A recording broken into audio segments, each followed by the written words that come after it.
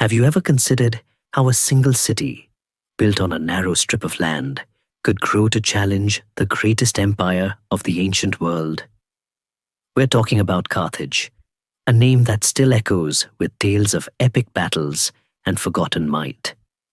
Its story begins not with grand pronouncements or divine origins, but with the quiet, persistent spirit of Phoenician traders. Imagine, if you will, the Mediterranean Sea, not as a barrier, but as a highway, crisscrossed by sturdy cedarwood ships. These Phoenicians, descendants of the Canaanites, were the Silicon Valley entrepreneurs of their day, mastering navigation and commerce long before others even dreamed of global trade. They hailed from cities like Tyre and Sidon, situated on what is now the coast of modern-day Lebanon, and their purple dye, a luxury item extracted from murex snails, was the hottest commodity in the ancient world. Coloring the robes of kings and emperors alike, they weren't conquerors in the traditional sense. Their empire was one of influence, built on trade networks, not vast armies. The Phoenicians were master mariners, pushing the boundaries of the known world with each voyage. They established trading posts, or emporia, along the North African coast, the Iberian Peninsula, and the islands of the Mediterranean, essentially creating a vast economic web that connected distant cultures. These outposts were strategic, designed to resupply ships, facilitate trade with local populations, and protect their lucrative routes from pirates or rival merchants. Carthage, or Carthage in its native tongue, meaning new city, was one such settlement. Founded, according to tradition, in 814 BCE by the legendary Queen Dido, though historians still argue whether she was a real person or a mythic figure embodying the city's origins. Carthage was initially just another port of call, a place for Phoenician vessels to drop anchor, take on fresh water, and exchange goods with the indigenous Berber tribes. But Carthage was different. Its location was nothing short of brilliant. A natural harbor on the Gulf of Tunis, protected by a narrow land bridge with fertile plains stretching inland. This wasn't just a good spot for a pit stop. It was an ideal location for a permanent settlement, a hub from which to control the rich agricultural hinterland and dominate the Western Mediterranean trade. Unlike many other Phoenician colonies that remained small, subservient outposts, Carthage began to flex its own muscles, becoming increasingly independent from its mother city, Tyre. As Tyre itself faced growing pressures from powerful empires like Assyria and Babylonia, Carthage found itself increasingly in charge of its own destiny. It started not just as a trading post, but as a self-sufficient entity, able to feed its own population from its surrounding farmlands and generate its own wealth through shrewd commercial dealings. The early Carthaginians were pragmatic people, focused on the practicalities of trade and survival. They weren't much for grand architectural statements in their nascent years. Their buildings were functional, designed for commerce and defense. The city gradually grew, its population swelling with Phoenician settlers and local North African peoples who were absorbed into its cultural sphere. They adopted and adapted the Phoenician pantheon of gods, particularly Baal Hammon, a storm god, and Tanit, a fertility goddess, whose symbols would come to define Carthaginian religious practices. Imagine the buzzing docks of early Carthage, a kaleidoscope of languages and goods, precious metals from Spain, timber from Atlas Mountains, grain from the fertile plains of modern-day Tunisia, and the exquisite purple cloth that was their birthright. This was the incubator for a civilization that would one day stare down the might of Rome, a tiny seed that would blossom into a colossal, albeit ultimately tragic, oak. Their early success was built on a simple premise. If you control the sea, you control the world. And Carthage, even in its humble beginnings, understood this deeply. From its modest beginnings as a trading post, Carthage began to truly flourish, transforming itself from a mere stopover point into a regional power. Imagine a small pond gradually expanding, absorbing smaller streams until it becomes a formidable lake. That was Carthage in its early growth phase. It wasn't just about trade anymore. It was about securing resources, protecting its burgeoning commercial interests, and asserting its independence. The city's strategic location, that narrow peninsula jutting into the Gulf of Tunis, became a fortress, its natural defenses augmented by increasingly sophisticated fortifications. Walls began to rise, encircling the burgeoning urban center, a testament to its growing wealth and its understanding of the need for self-preservation in a competitive ancient world. As Tyre, the venerable mother city, faced internal strife and external threats from powerful Mesopotamian empires, Carthage stepped into the void, assuming leadership of the Western Phoenician colonies. This wasn't a hostile takeover. It was a natural evolution, a passing of the torch. Other Phoenician settlements along the North African coast and in Sicily and Sardinia, once looking to Tyre for guidance and protection, now turned their gaze towards the rising star of Carthage. This shift wasn't driven by conquest in the early days, but by economic necessity and shared cultural bonds. Carthage offered stability, a central point for trade, and crucially, a naval force capable of protecting shipping lanes from pirates and rivals. It was less an empire of subjugation and more a hegemony of prosperity, where shared interests fostered a kind of loose confederation. The wealth pouring into Carthage was staggering. They weren't just trading finished goods. They were also developing their own industries. Carthaginian artisans produced fine pottery, textiles, and intricate metalwork, often imitating and then improving upon designs from other cultures. Their agricultural lands, particularly the fertile Bagradas Valley, became incredibly productive, providing a stable food supply that freed up a significant portion of the population for other pursuits, like manning ships or engaging in specialized crafts. This self-sufficiency, a departure from many other trading settlements that relied heavily on imports, gave Carthage a remarkable degree of resilience. They were, in essence, building a diversified economy, much like a modern nation trying to avoid putting all its eggs in one basket. Historians still argue whether this agricultural focus was a deliberate strategy from the outset or a gradual adaptation to their unique environment. Their political system, though often opaque to outsiders, appears to have been a fascinating blend of oligarchy and limited democracy, or at least a system that balanced aristocratic power with some popular input. Two chief magistrates, known as suffets, were elected annually. Similar in some ways to the Roman consuls, there was a powerful council of elders, often called the Senate or Council of 1-4, which held significant influence and likely a broader assembly of citizens, though its precise powers are debated. This complex structure, while perhaps prone to internal squabbles like any political system, and Carthage certainly had its share of those, provided a surprising degree of stability and continuity, allowing them to pursue long-term economic and strategic goals. It's almost as if they understood the importance of checks and balances before the concept was even formally articulated. This period of early growth also saw Carthage extending its influence beyond simple trading agreements. They began to establish permanent settlements, not just trading posts, and exerted a more direct control over resource-rich areas, particularly in modern-day Tunisia and parts of Sicily and Sardinia. This wasn't always a peaceful process. Indigenous tribes often resisted Carthaginian encroachment, leading to skirmishes and localized conflicts. But Carthage, with its growing wealth, could afford to raise and equip forces, often relying on a mixture of citizen levies and hired mercenaries.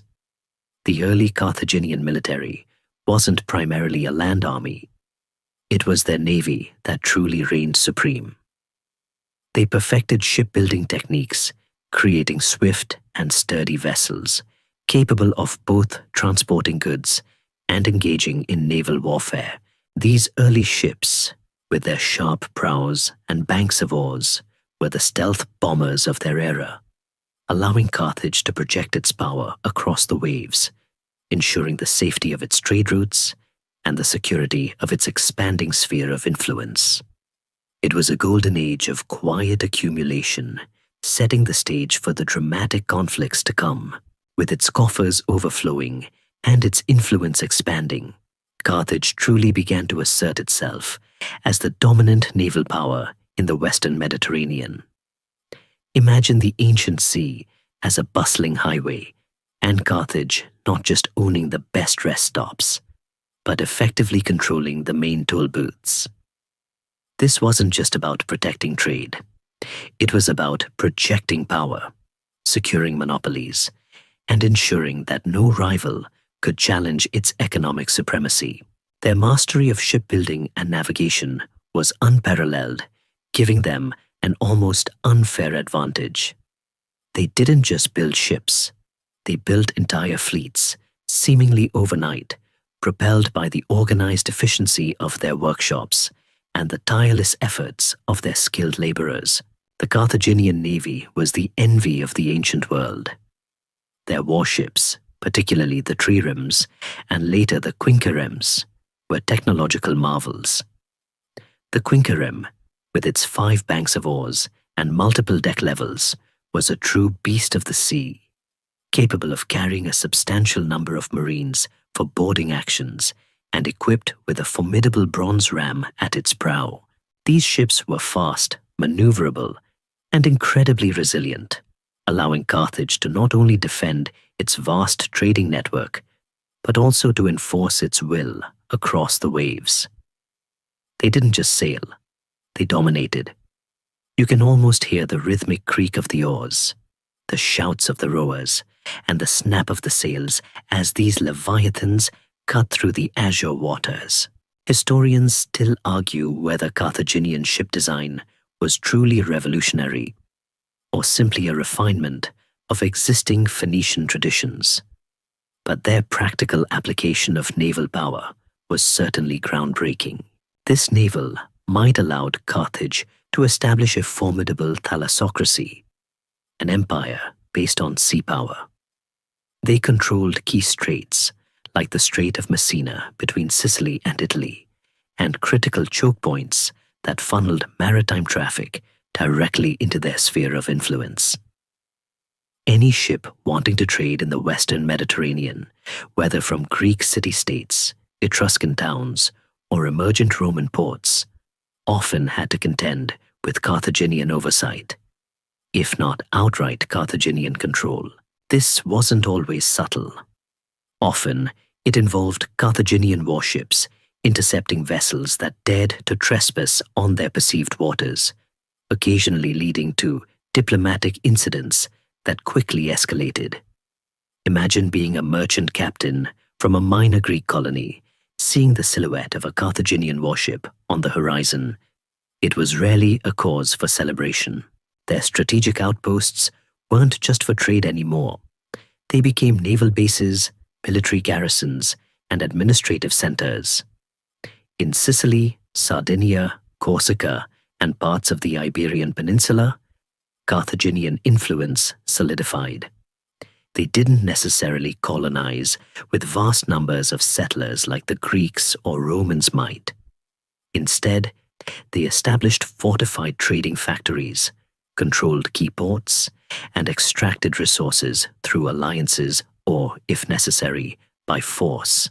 This method of indirect control allowed them to expand their reach with relatively fewer human resources, preferring to maximize their profit margins. It's a clever business model, really. Let others do the hard work of living on the periphery while you manage the lucrative logistics. The sheer wealth generated by this naval dominance was immense. Tribute from subject territories, customs duties from controlled ports, profits from their own trade goods, and the spoils of occasional piratical ventures, let's be honest, everyone was doing it back then, flowed into Carthage.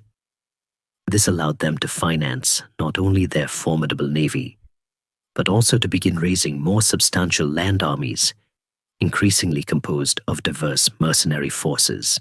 While their heart remained at sea, they understood that protecting their lucrative land interests, especially in Sicily, would require more than just ships. This gradual shift from purely maritime power to one that also commanded significant land forces marked a critical turning point. They were no longer just a powerful city-state. They were an emerging empire, and empires, as history often reminds us, tend to bump into other aspiring empires. And waiting in the wings, flexing its muscles, was a certain city on 7 hills. As Carthage solidified its dominance in the Western Mediterranean, it inevitably began to bump shoulders, and sometimes even ram prows, with the established powers of the East, particularly the Greeks. Imagine two titans eyeing the same prime piece of real estate, each believing it's their rightful domain. For centuries, the Greeks had been master colonizers, dotting the Mediterranean with their city-states from Anatolia to southern Italy, and crucially, to the island of Sicily, which lay tantalizingly close to Carthage's North African heartland. This island, fertile and strategically vital, was destined to become the crucible where Carthaginian and Greek ambitions would clash. Sicily was a mosaic of cultures: native Sicanians and Cycles, Phoenician trading posts, and a proliferation of wealthy and powerful Greek colonies like Syracuse, Agrigentum, and Gela. For Carthage, Sicily wasn't just a potential market. It was a buffer zone, a source of vital resources, and a strategic jumping-off point into Italy. For the Greeks, it was the jewel in their Western colonial crown, a place where Hellenic culture flourished with a vibrant, independent spirit. You can almost feel the simmering tension in the air, the polite smiles masking deep-seated suspicion before the inevitable eruption of conflict. The first major confrontation, often referred to as the First Sicilian War, occurred in the early 5th century BCE, culminating in the Battle of Himera in 480 BCE. This was a titanic struggle, with the Carthaginian general Hamilcar Mago leading a massive expeditionary force against the combined armies of Syracuse and Agrigentum, led by Gelon of Syracuse. Imagine the sheer scale: thousands of Carthaginian hoplites, mercenaries from across North Africa and Iberia, and Sicilian levies facing off against the disciplined phalanxes of the Greeks. The result was a devastating Carthaginian defeat, a truly humbling blow that set back their ambitions in Sicily for decades. Some accounts even claim that the battle occurred on the very same day as the Battle of Salamis, the pivotal naval victory for the Greeks against the Persians in the Aegean, suggesting a grand, if coincidental, ancient clash of civilizations. Historians still argue whether the Carthaginian focus on mercenary armies over citizen soldiers contributed to this early defeat. Despite the setback at Himera, Carthage was nothing if not resilient. They learned from their mistakes, adapting their military strategies and consolidating their existing footholds on the western end of Sicily. Over the next century, a series of further wars, often called the Sicilian Wars, continued to plague the island. These weren't quick, decisive campaigns. They were protracted, brutal affairs, characterized by sieges, naval battles, and the constant ebb and flow of control over key cities and territories. Syracuse, under powerful tyrants like Dionysius the Fern, proved to be a particularly stubborn adversary, often uniting the Greek cities against the common Carthaginian threat. You can imagine Dionysius, a ruthless but brilliant strategist, pacing his war room, devising new siege engines to counter Carthaginian fortifications. These protracted conflicts had a profound impact on Carthage. They forced the city to develop a more robust and professional military, moving beyond just citizen levies and expanding their recruitment of mercenaries from diverse cultures: Numidian cavalry, Balearic slingers, Iberian infantry, creating a formidable, if sometimes unreliable, multi-ethnic fighting force. This reliance on foreign troops, while providing numerical strength, also introduced a unique set of challenges, as we'll see later. The wars also honed Carthaginian naval tactics, pushing them to innovate and build even more sophisticated warships. More importantly, they solidified Carthage's identity as a military power, not just a mercantile one.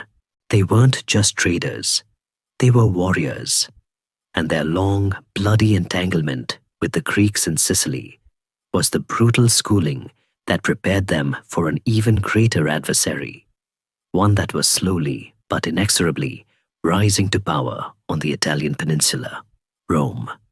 The echoes of these Sicilian struggles would reverberate for centuries, shaping the very nature of Carthaginian statecraft and preparing them for a fight on a scale they could scarcely yet imagine. Imagine two colossal empires, each believing they are the undisputed masters of their respective domains, slowly expanding their spheres of influence until their borders inevitably touch. For centuries, Carthage had dominated the waves, an economic titan.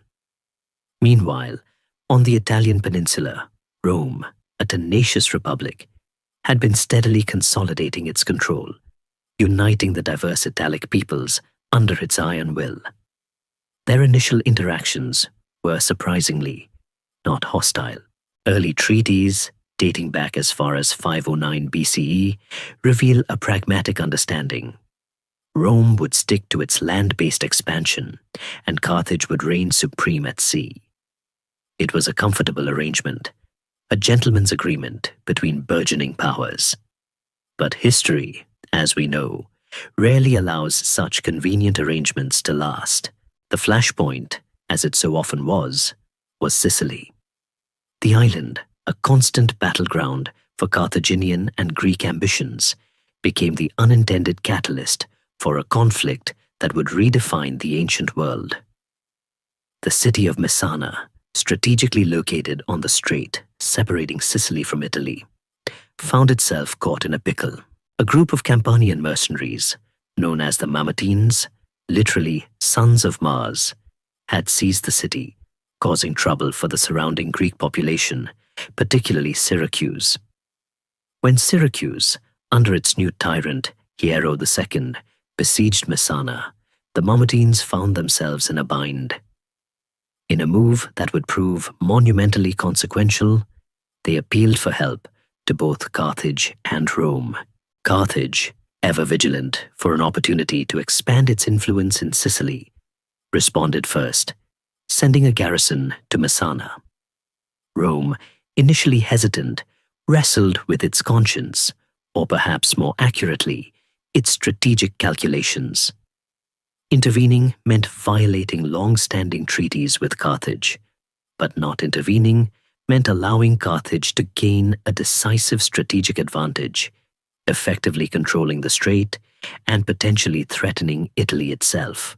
The allure of Sicily's fertile lands and strategic importance, combined with the perceived Carthaginian encroachment, proved too strong.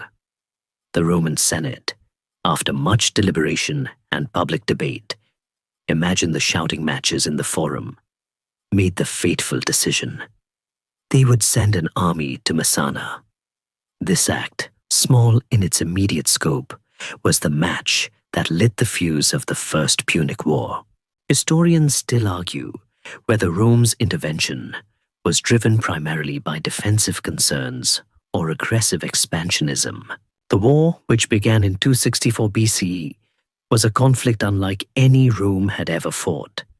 For Carthage, it was a familiar pattern, another bout in their long-running Sicilian boxing match, albeit with a new, unexpectedly formidable opponent. For Rome, a land-based military machine, it was a terrifying plunge into the unknown, a naval war against the undisputed masters of the sea. Rome quickly realized that conquering Sicily meant challenging Carthaginian naval supremacy. And here's where the story takes a fascinating turn. Rome, in an almost unbelievable feat of engineering and determination, decided to build a navy. Not just a few ships, but an entire fleet, essentially from scratch. Legend has it that they reverse-engineered a stranded Carthaginian quinquereme, meticulously studying its design. Whether this is entirely true or a romantic embellishment, the fact remains that within a remarkably short period, Rome constructed hundreds of warships. But merely building ships wasn't enough. They had to overcome Carthage's superior seamanship. Their ingenious solution? The corvus, or crow. This was a movable boarding bridge, equipped with a heavy spike that could be dropped onto an enemy ship, effectively turning a naval battle into a land engagement. Imagine the Roman legionaries, masters of close-quarters combat, suddenly able to storm enemy decks. It was a game-changer, a brilliant piece of tactical innovation that negated Carthage's naval advantage and shifted the balance of power. The First Punic War wasn't just a clash of empires. It was a clash of ingenuity, where Rome proved it could learn, adapt, and innovate faster than anyone expected, setting the stage for a long and brutal struggle for control of the Mediterranean. As the First Punic War ground on, a new formidable figure began to emerge from the Carthaginian ranks, a man whose name would forever be etched in the annals of military history, Hamilcar Barca. Imagine a chess grandmaster seeing the entire board, calculating moves far in advance, even when seemingly surrounded. That was Hamilcar. He wasn't just a general. He was a brilliant strategist, a cunning tactician, and a charismatic leader who could inspire unwavering loyalty in his men, even in the face of daunting odds. Before Hamilcar, Carthaginian military efforts in Sicily had often been piecemeal, reactive, and ultimately unsuccessful against the determined Roman onslaught. But Hamilcar changed the game. Appointed commander in Sicily in 247 BCE, when Carthage was already on the back foot, losing ground and morale, Hamilcar inherited a difficult situation. Roman forces had largely gained control of the interior of Sicily, pushing Carthage back to a few fortified coastal strongholds. Instead of engaging in a direct, pitched battle that he knew he couldn't win with his limited forces, Hamilcar opted for a strategy of attrition and harassment. He established a new base at Mount Eryx, and then, even more audaciously, on Mount Erte, a seemingly impregnable position near Panormus, modern Palermo.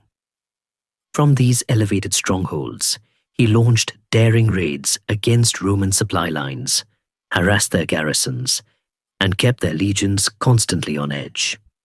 It was guerrilla warfare, ancient style, and it was incredibly effective.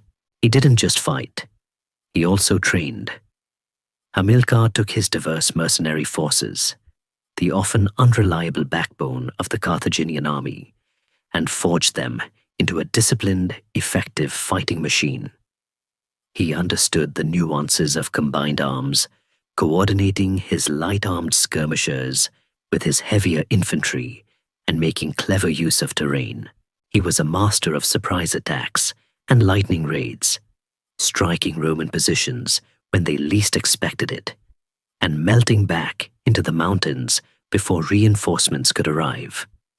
You can almost picture the frustrated Roman commanders, their faces red with exasperation, constantly chasing shadows and finding themselves outmaneuvered by this elusive opponent. Historians still argue whether Hamilcar's tactics were a true innovation or a desperate but brilliant adaptation of existing military doctrines. Hamilcar's personal charisma was legendary.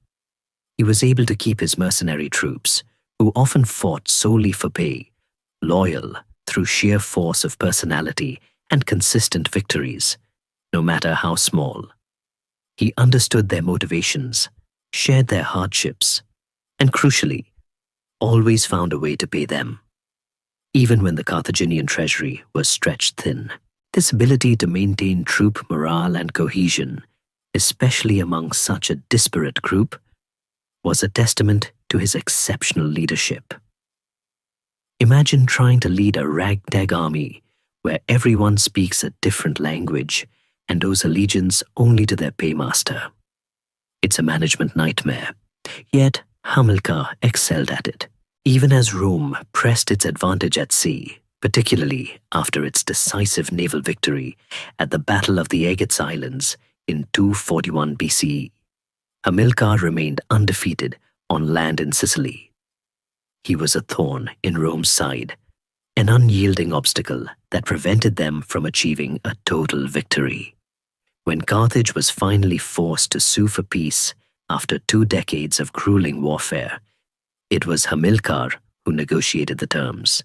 Though Carthage lost Sicily and had to pay a substantial indemnity, Hamilcar had preserved the honor of Carthaginian arms and extracted the best possible deal under dire circumstances. He returned to Carthage not as a defeated general, but as a national hero, revered by the populace and respected even by his enemies.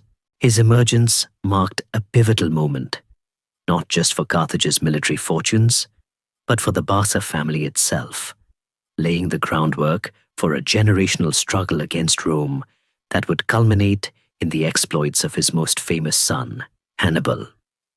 The lion was wounded, but Hamilcar ensured its teeth were still sharp. While Hamilcar Barca was valiantly holding the line in Sicily, Rome was undergoing a remarkable transformation, rapidly evolving from a regional land power into a formidable maritime force. Imagine a landlocked nation suddenly deciding to become a global shipping giant. That's essentially what Rome did, with astonishing speed and tenacity. This wasn't a natural progression for them. Their military genius lay in the disciplined legions and the tactical brilliance of their infantry. The sea for the Romans had largely been a means to transport goods or occasionally troops. Yet, confronted by Carthage's naval supremacy in the First Punic War, they understood a fundamental truth. To win, they had to beat Carthage on its own turf, or rather, its own surf. The story of Rome's sudden naval emergence is almost legendary. As mentioned before, the traditional tale speaks of the Romans examining a stranded Carthaginian quinquereme, a large, 5-banked oared warship, and using it as a blueprint. Whether entirely accurate or embellished for dramatic effect, the core fact remains: Rome, with no significant prior naval tradition, embarked on an unprecedented shipbuilding program. Their forests were felled, their shipyards hummed with activity, and within mere months, entire fleets were launched. This feat of industrial mobilization and engineering might is frankly astounding, reflecting the Romans' characteristic pragmatism and their unwavering determination once a goal was set. You can almost hear the frantic hammering, the saw blades biting into wood, the shouts of overseers driving the massive effort. But building ships was only half the battle. Manning them was another challenge entirely. The Romans lacked experienced sailors and rowers, a stark contrast to the seasoned Carthaginian mariners. This is where the corvus came into its own. This ingenious device, essentially a hinged boarding plank with a heavy spiked hook, allowed Roman ships to grapple with enemy vessels, transforming naval engagements into land battles instead of relying on ramming and skilled maneuver, which favored the Carthaginians. The Corvus allowed Roman legionaries, masters of close-quarters combat, to swarm enemy decks. Imagine the terrifying clang as the Corvus dropped, pinning the Carthaginian ship, followed by the roar of Roman soldiers pouring aboard. It was crude, perhaps, and sometimes made their own ships unstable in rough seas. Historians still debate the full extent of its effectiveness and its ultimate abandonment, but it worked. It leveled the playing field, neutralizing Carthage's decades of naval experience with a simple, brutal innovation. The early naval battles of the First Punic War were a steep learning curve for Rome. They suffered devastating losses, both from Carthaginian tactics and from violent storms, which often wrecked entire fleets.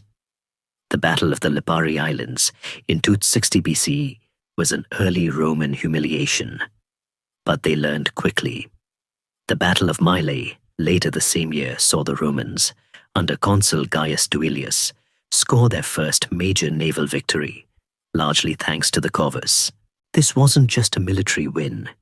It was a psychological triumph, shattering the myth of Carthaginian invincibility at sea and bolstering Roman morale. The culmination of this newfound naval power came at the Battle of the Aegates Islands in 241 BCE. Here, the newly built and rigorously trained Roman fleet, under Gaius Lutatius Catulus, decisively defeated the Carthaginian navy. This wasn't just a victory, it was a knockout blow.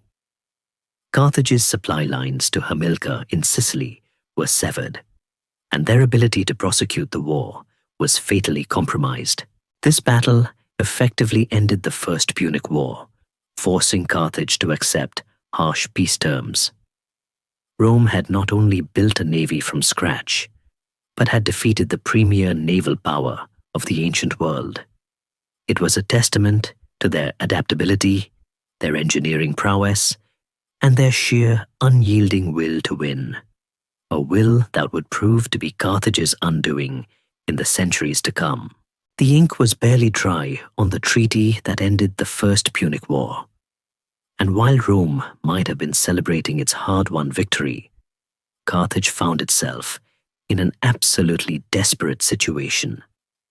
Imagine stumbling out of a grueling 23-year boxing match, bruised, battered, and financially ruined, only to find that your entire team is about to turn on you. That's precisely what happened to Carthage in the immediate aftermath of its defeat. The peace terms were brutal. The loss of Sicily, the largest island in the Mediterranean, a massive war indemnity to Rome, and the dissolution of its once unrivaled navy. These financial burdens were crippling, and the loss of Sicily, with its rich agricultural lands and strategic position, was a profound blow to Carthaginian prestige and resources. But the real crisis was brewing at home. For decades, Carthage had relied heavily on mercenary armies to fight its wars. These soldiers came from all corners of the Mediterranean world: Numidians, Iberians, Gauls, Greeks, and their loyalty was primarily, if not exclusively, to their paymasters. During the long war, their wages had often been delayed, promises of plunder unfulfilled, and their grievances had simmered beneath the surface. Now, with the war over and the Carthaginian treasury depleted by the indemnity payments to Rome, the government found itself unable to pay the huge sums owed to these disgruntled mercenaries. It was a ticking time bomb, and it exploded in what history remembers as the Mercenary War, or the Truceless War, a conflict so savage and brutal that even the usually unflappable Roman historian Polybius described it as exceeding in cruelty all other wars. The mercenaries, led by charismatic figures like Spendius, a Campanian gladiator, and Matho, a Libyan, gathered outside Carthage, demanding their overdue pay. When negotiations broke down, they unleashed their fury, laying waste to Carthaginian territory, massacring civilians, and even turning against cities that had remained loyal to Carthage. Imagine the horror. The very soldiers who had supposedly defended the Republic now turning into its most vicious tormentors. It was an existential threat, far more immediate and terrifying than any Roman invasion. The Carthaginian government, paralyzed by internal divisions and financial ruin, struggled to mount an effective response. Historians still argue whether Carthage's reliance on mercenaries was an unavoidable necessity given its commercial focus, or a fatal flaw that ultimately doomed its military. The situation was dire. Carthage found itself besieged, its food supply cut off, and its very existence hanging by a thread. Its traditional allies wavered, and even its own subject populations in North Africa, long resentful of Carthaginian rule, seized the opportunity to revolt. It seemed as if the once mighty city was destined to crumble from within. It was in this darkest hour that Hamilcar Barca, the hero of the First Punic War, once again stepped forward, despite having led many of these same mercenaries during the war. He understood their grievances, but also recognized the profound danger they posed to Carthage itself. Hamilcar was initially given a subordinate command, but his brilliance and leadership quickly became indispensable. He employed the same tactical ingenuity he had displayed in Sicily, using clever stratagems, disciplined maneuvers, and psychological warfare to gradually turn the tide against the mercenary rebels. He leveraged the inherent divisions among the diverse mercenary groups and offered clemency to those who defected, a strategy that slowly eroded the rebels' unity. The war was merciless, a brutal cycle of atrocities committed by both sides. But under Hamilcar's relentless campaigning, the mercenary forces were cornered and systematically destroyed.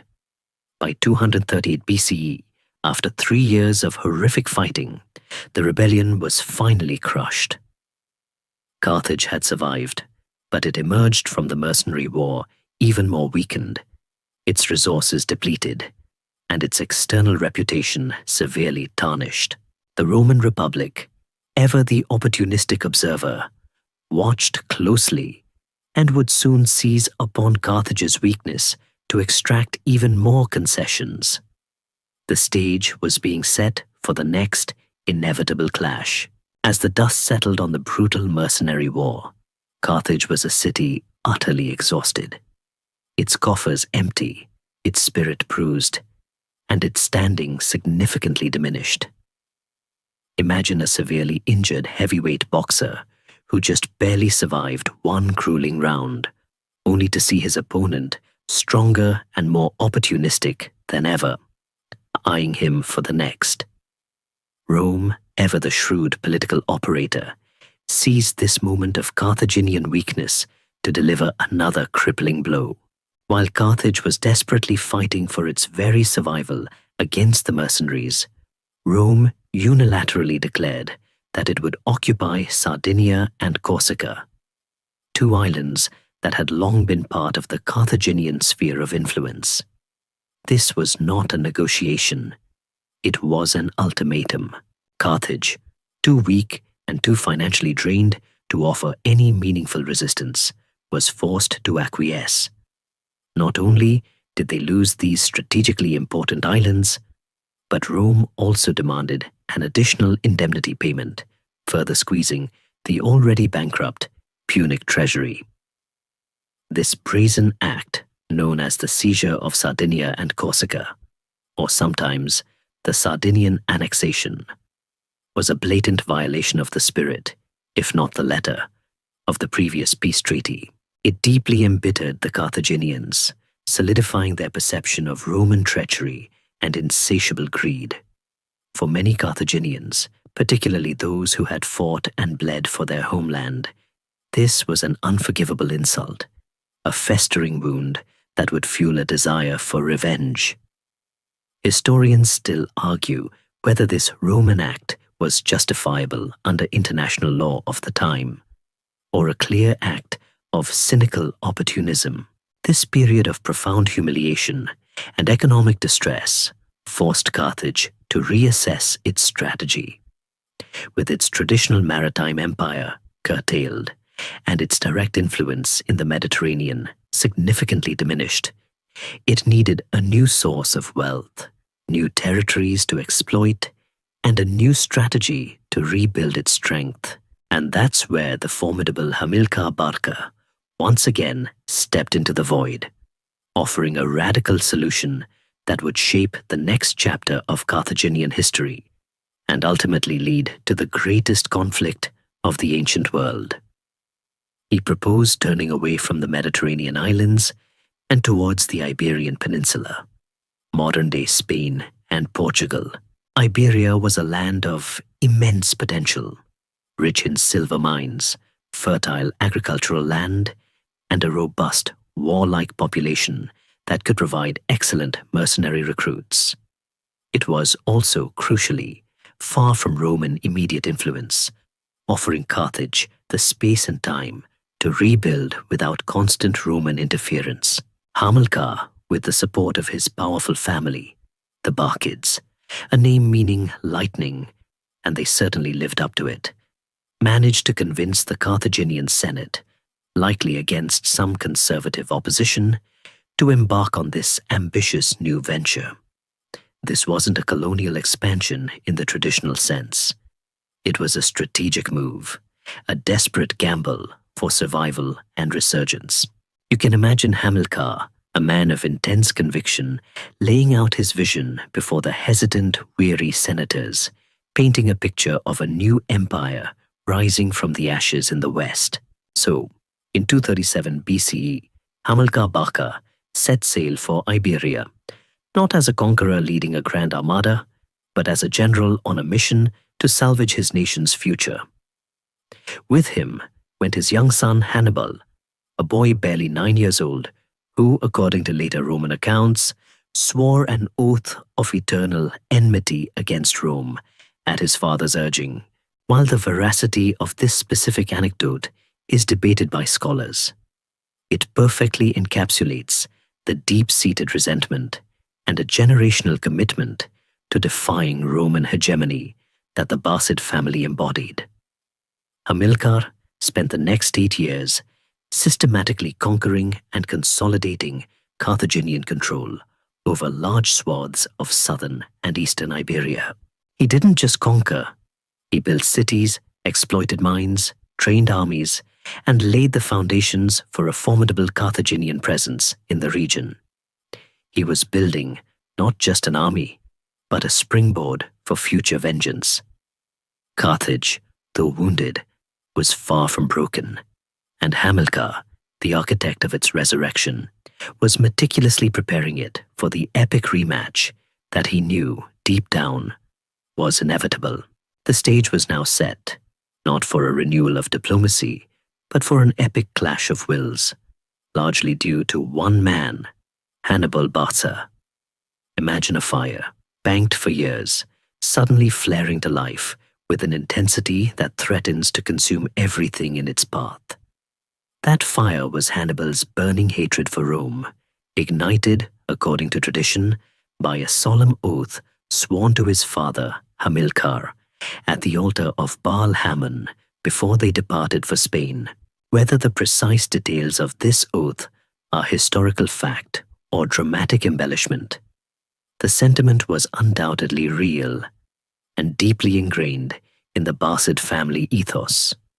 Rome was the enemy, and vengeance was a legacy. After Hamilcar's death in Iberia around 228 BCE, his work was continued by his son-in-law, Asdrubal the Fair. Asdrubal, a shrewd diplomat as well as a capable general, further consolidated Carthaginian power in Spain, expanding their territory and wealth, but crucially, he did so largely through negotiation and diplomacy, avoiding direct confrontation with Roman interests. He even founded Carthago Nova, New Carthage, modern Cartagena, which became a vital base, a bustling port, and a gateway to the rich silver mines of the region. Under Hasdrubal, Carthaginian Iberia prospered, becoming a new financial and military powerhouse for the Punic state, largely hidden from Rome's immediate gaze.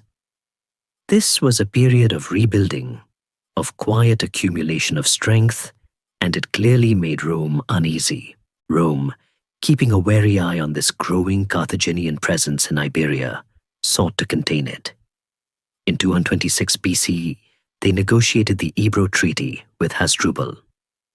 This agreement stipulated that the river Ebro would be the northern boundary of Carthaginian influence in Iberia, with Rome agreeing not to interfere south of the river, and Carthage not to expand north of it. It seemed, on the surface, a pragmatic solution, a way to delineate spheres of influence and avoid another costly war. But lurking beneath the surface were ambiguities, particularly concerning certain independent Greek cities south of the Ebro, like Saguntum, which had informal alliances with Rome. Historians still argue whether the Ebro Treaty truly protected Saguntum or merely established a general boundary line. When Hasdrubal was assassinated in 221 BCE, the Carthaginian army in Iberia, with an almost unanimous voice, elected Hannibal Barca as their new commander. He was only 26, but he had spent his entire life in military camps, serving under his father and brother-in-law, learning the art of war firsthand. He was a brilliant cavalry commander, a master of logistics, and possessed a preternatural understanding of strategy and troop psychology. More importantly, he shared his father's unyielding determination and a deep personal animosity towards Rome. Hannibal wasted no time in fulfilling what he perceived as his family's destiny. He immediately embarked on a campaign to complete the subjugation of Iberian tribes, solidifying Carthaginian control, and perhaps deliberately probing Roman patience. The direct spark that ignited the Second Punic War, the conflict that would pit the greatest general of his age against the might of the Roman Republic, was Hannibal's siege of Saguntum in 219 BCE. Saguntum, though south of the Ebro, had an existing treaty of alliance with Rome. When Hannibal, seeking to provoke a confrontation on his own terms and on ground favorable to him, besieged the city, Rome demanded his withdrawal. Hannibal, undeterred, pressed the siege, ultimately capturing and plundering the city after a grueling 8-month struggle. This act was a direct challenge to Roman authority and a clear violation of their understanding of the Ebro Treaty. Rome, feeling its honor and its alliances threatened, dispatched envoys to Carthage demanding that Hannibal be handed over for punishment. The Carthaginian Senate, after a heated debate, refused. The Roman envoy, Quintus Fabius Maximus Verrucosus, yes, the one who would later gain fame for his delaying tactics, famously gathered his toga and declared, "Here I carry for you peace and war. Choose whichever you wish." The Carthaginians replied, "Give us whichever you will." Fabius shook out his toga, declaring, "I give you war." And thus, the greatest war of antiquity began, a conflict that would stretch across continents and decide the fate of two mighty civilizations. With the die cast and war declared, Hannibal Barca, a man whose very name would send shivers down Roman spines for generations, embarked on one of the most audacious and legendary military campaigns in history, his march over the Alps into Italy. Imagine a modern army deciding to cross the Himalayas in winter, completely self-sufficient and ready to fight on the other side. That's the scale of Hannibal's ambition and the sheer logistical nightmare he willingly embraced. This wasn't just a march. It was a psychological weapon designed to strike at the very heart of Roman power, disrupting their alliances and bringing the war directly to their doorstep. Hannibal's plan was brilliant in its simplicity and terrifying in its execution. Instead of fighting a protracted war of attrition in Iberia, or attempting a costly naval invasion, which he knew Carthage's depleted navy couldn't sustain against Rome's burgeoning fleet, he decided on a land invasion of Italy. This meant bypassing Roman naval dominance and hitting them where they were strongest, yet also most vulnerable: their network of alliances with the various Italic peoples. His goal wasn't necessarily to conquer Rome itself directly, but to break its hegemony over Italy by inciting revolts among its often restive allies, thereby isolating the Republic and forcing it to negotiate peace on Carthaginian terms. It was a strategy of political fragmentation, cleverly disguised as a military invasion. In the spring of 218 BCE, Hannibal set out from New Carthage in Iberia with a massive army of perhaps 90,000 infantry, 12,000 cavalry, and a contingent of some 37 war elephants, exotic, terrifying beasts that would have instilled both awe and fear in friend and foe alike.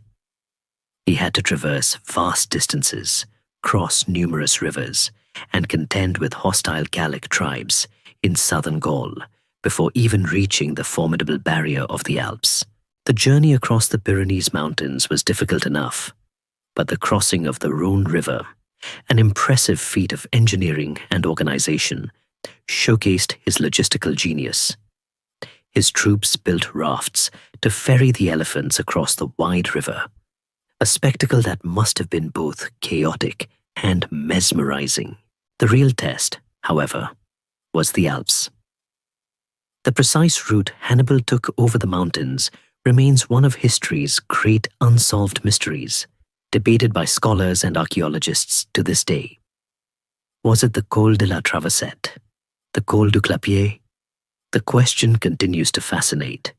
Regardless of the exact pass, the crossing was an unimaginable ordeal. It was late autumn, approaching winter, and the conditions were brutal. His army faced freezing temperatures, treacherous icy paths, rock slides, and hostile mountain tribes who constantly harassed their flanks.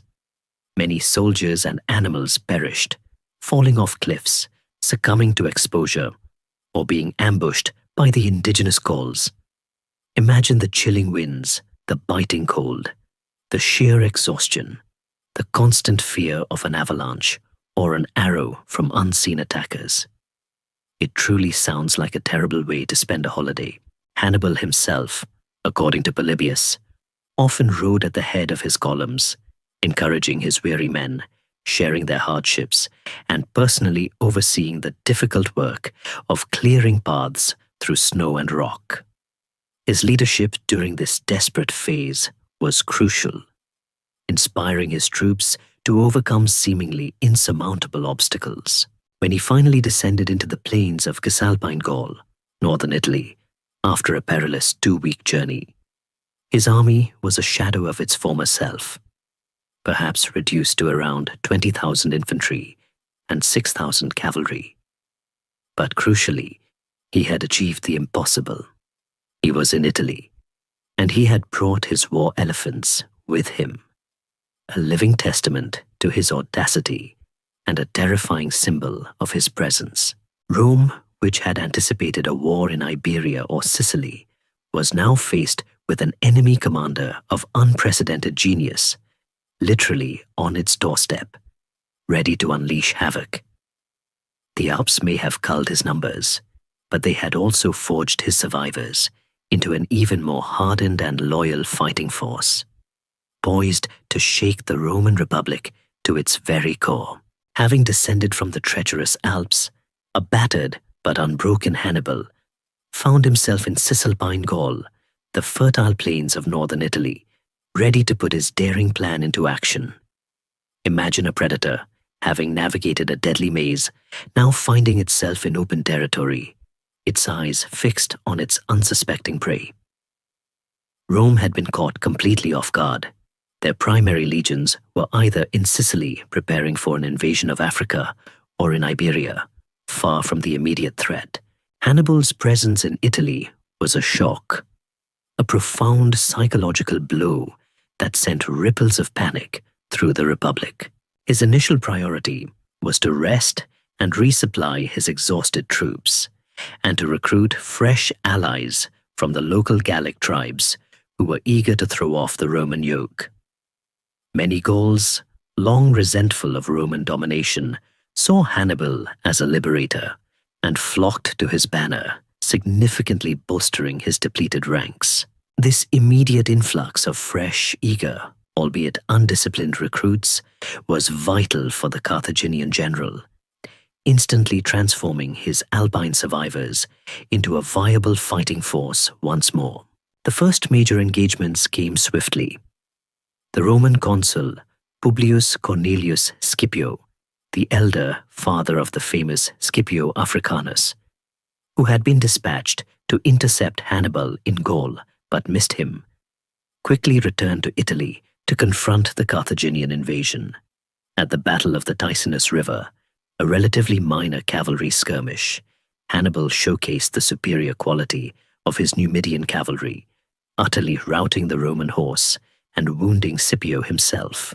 This was not a decisive battle in terms of overall casualties, but it was a crucial psychological victory for Hannibal, confirming his tactical superiority and giving him an immediate boost in morale among his newly recruited Gallic allies. It also demonstrated to the Romans that they were facing a general of extraordinary talent. Barely a month later, in December of 218 BCE, came the Battle of the Trebia River. This was a much larger affair, a masterclass in tactical deception and combined arms from Hannibal. He exploited the overconfidence of the other Roman consul, Tiberius Sempronius Longus, luring him across the icy cold Trebia River into a pre-selected ambush site. Hannibal cleverly concealed a detachment of his brother, Mago's troops, in a hidden ravine, waiting for the opportune moment. The Carthaginian cavalry and elephants hammered the Roman flanks, while Mago's hidden force attacked their rear, completely enveloping the Roman legions. The result was a catastrophic Roman defeat, perhaps 20,000 to 30,000 Roman and allied soldiers slaughtered or captured, a truly devastating blow that effectively eliminated two consular armies. Imagine the freezing December air, the desperate shouts of legionaries surrounded, the thunder of hooves, and the sheer terror of elephants charging through their ranks. This wasn't just a win. It was a massacre, a terrifying demonstration of Hannibal's tactical genius.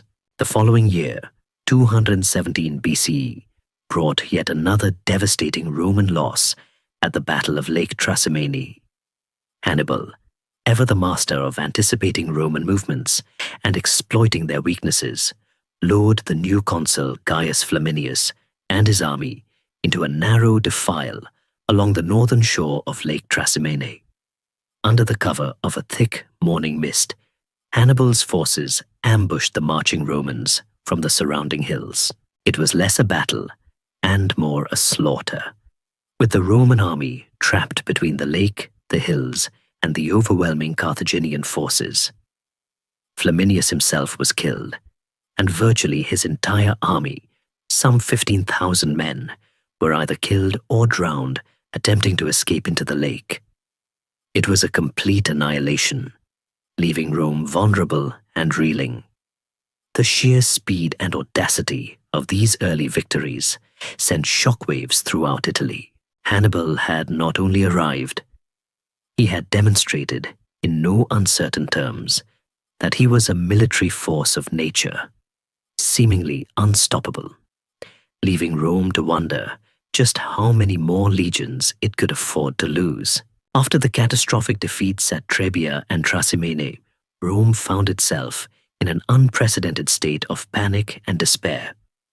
Imagine a superpower, used to dictating terms and conquering all before it, suddenly seeing its own homeland overrun and its armies annihilated, one after another. The very ground seemed to shake with the presence of Hannibal, a general who seemed to possess an almost supernatural ability to outwit and destroy Roman legions. The traditional Roman response to military disaster was to raise new armies and confront the enemy head-on. But Hannibal had proven twice over that such direct confrontations were a recipe for disaster. Rome needed a new approach, something radically different, and it came in the form of Quintus Fabius Maximus Verrucosus, a man who would earn the nickname Cunctator, the Delayer. Fabius was appointed dictator in 217 BCE, an emergency measure taken by the Roman Republic in times of extreme crisis. His strategy was profoundly unpopular, but undeniably brilliant in its foresight. Avoid direct engagement with Hannibal in open battle. Instead, Fabius advocated a strategy of attrition, constantly shadowing Hannibal's army, harassing his foraging parties, cutting off his supplies, and attacking him only when he was at a disadvantage, usually in rugged terrain where his superior cavalry and elephants couldn't operate effectively. He aimed to wear down Hannibal's army slowly, deny him opportunities for decisive victories, and force him to consume his dwindling resources without achieving his strategic goal of breaking Rome's alliances. You can almost picture Fabius, a shrewd old fox, patiently watching Hannibal's every move, refusing to be drawn into a trap. Historians still argue whether Fabius's cautious approach was a stroke of genius or merely a necessary evil forced upon Rome by overwhelming circumstances. This Fabian strategy was incredibly frustrating for the Roman populace and many of its politicians. They yearned for a glorious victory, a decisive battle that would expel Hannibal from Italy. Fabius was derided as a coward, earning the scorn of the Roman people who called him the laggard or the delayer, a nickname that would ironically become a badge of honor in hindsight.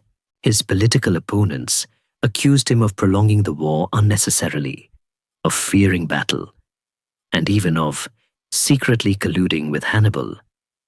Imagine the social media outrage if such a strategy were proposed today.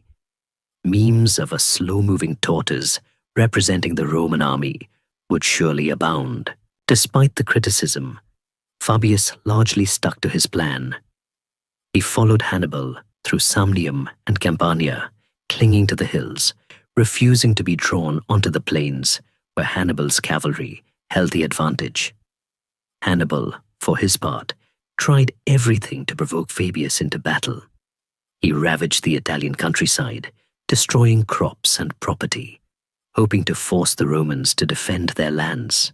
He even, at one point, cunningly tricked Fabius by pretending to march through a narrow pass, then using oxen with flaming bundles tied to their horns to create a diversion, allowing his army to slip past the Roman blockade. But Fabius, though sometimes outmaneuvered, never abandoned his core principle. No direct battle. The strategy worked, to a degree. Hannibal, despite his tactical brilliance, found himself unable to achieve a decisive blow that would break Rome's will. His army, though still formidable, began to suffer from attrition, and his hopes of inciting widespread defection among Rome's allies were only partially realized.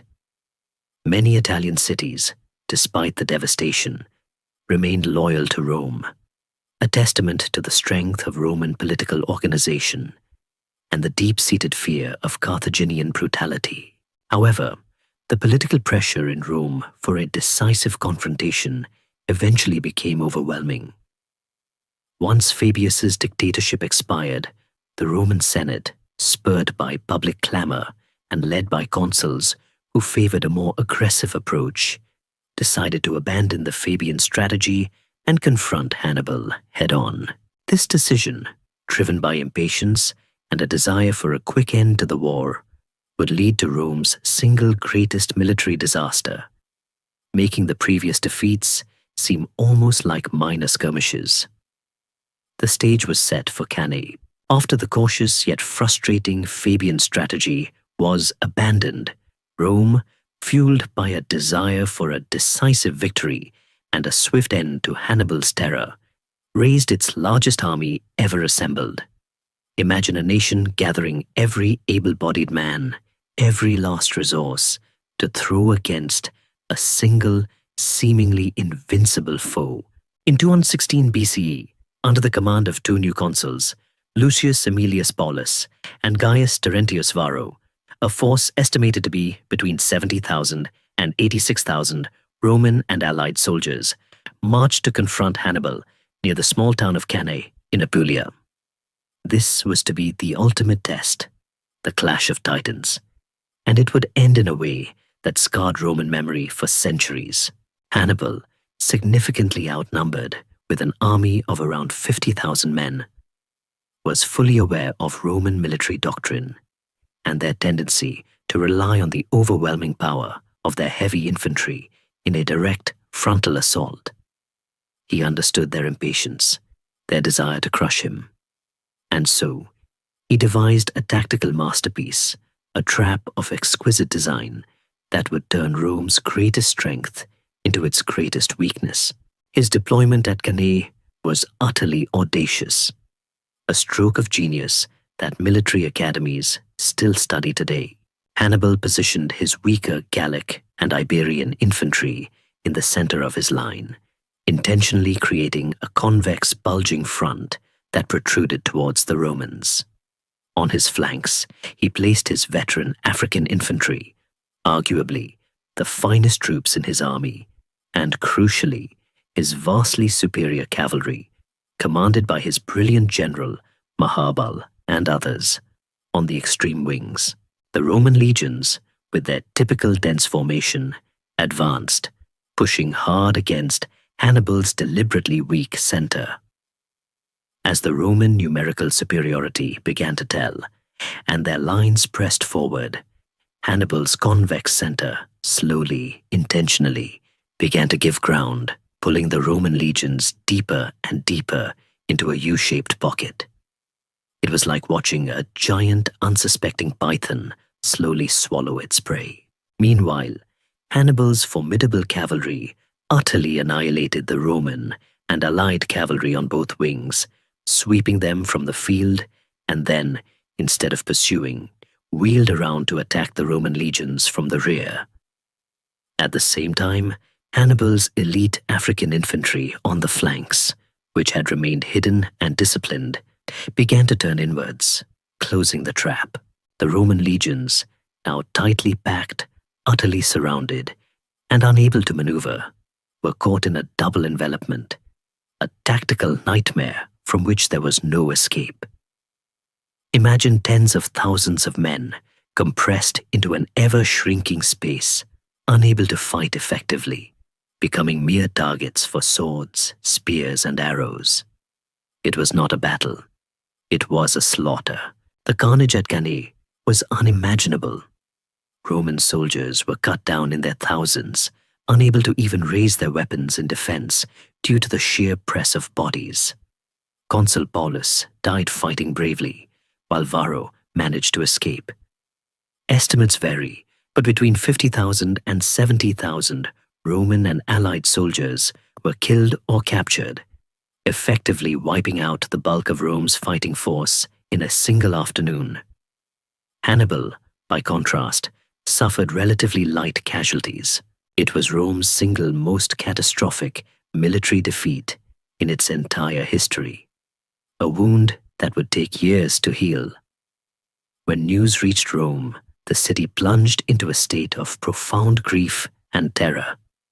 The gates were closed, women wailed in the streets, and a sacred spring vow was made to propitiate the gods. After the battle, Hannibal famously urged Hannibal to march directly on Rome, declaring, "You know how to win a victory, Hannibal.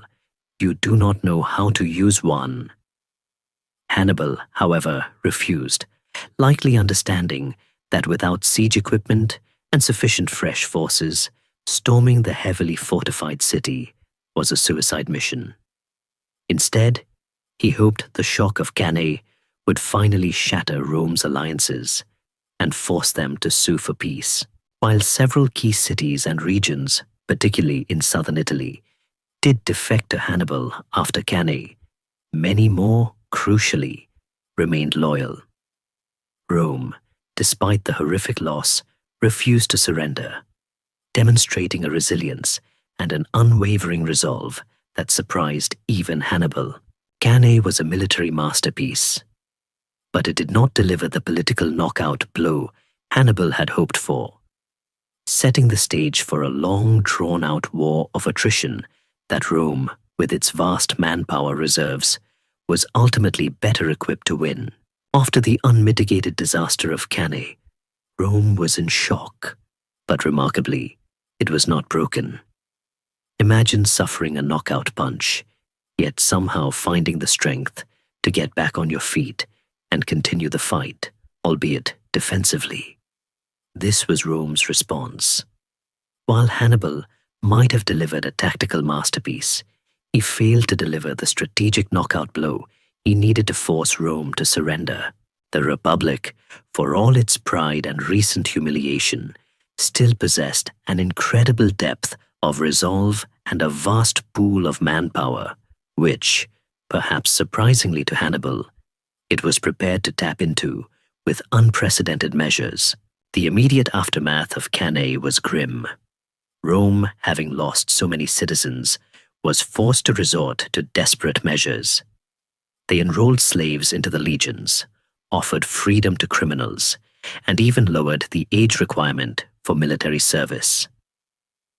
Every available male, regardless of social standing, was called upon to defend the Republic. It was a testament to the existential threat they felt and the unparalleled commitment of their citizenry.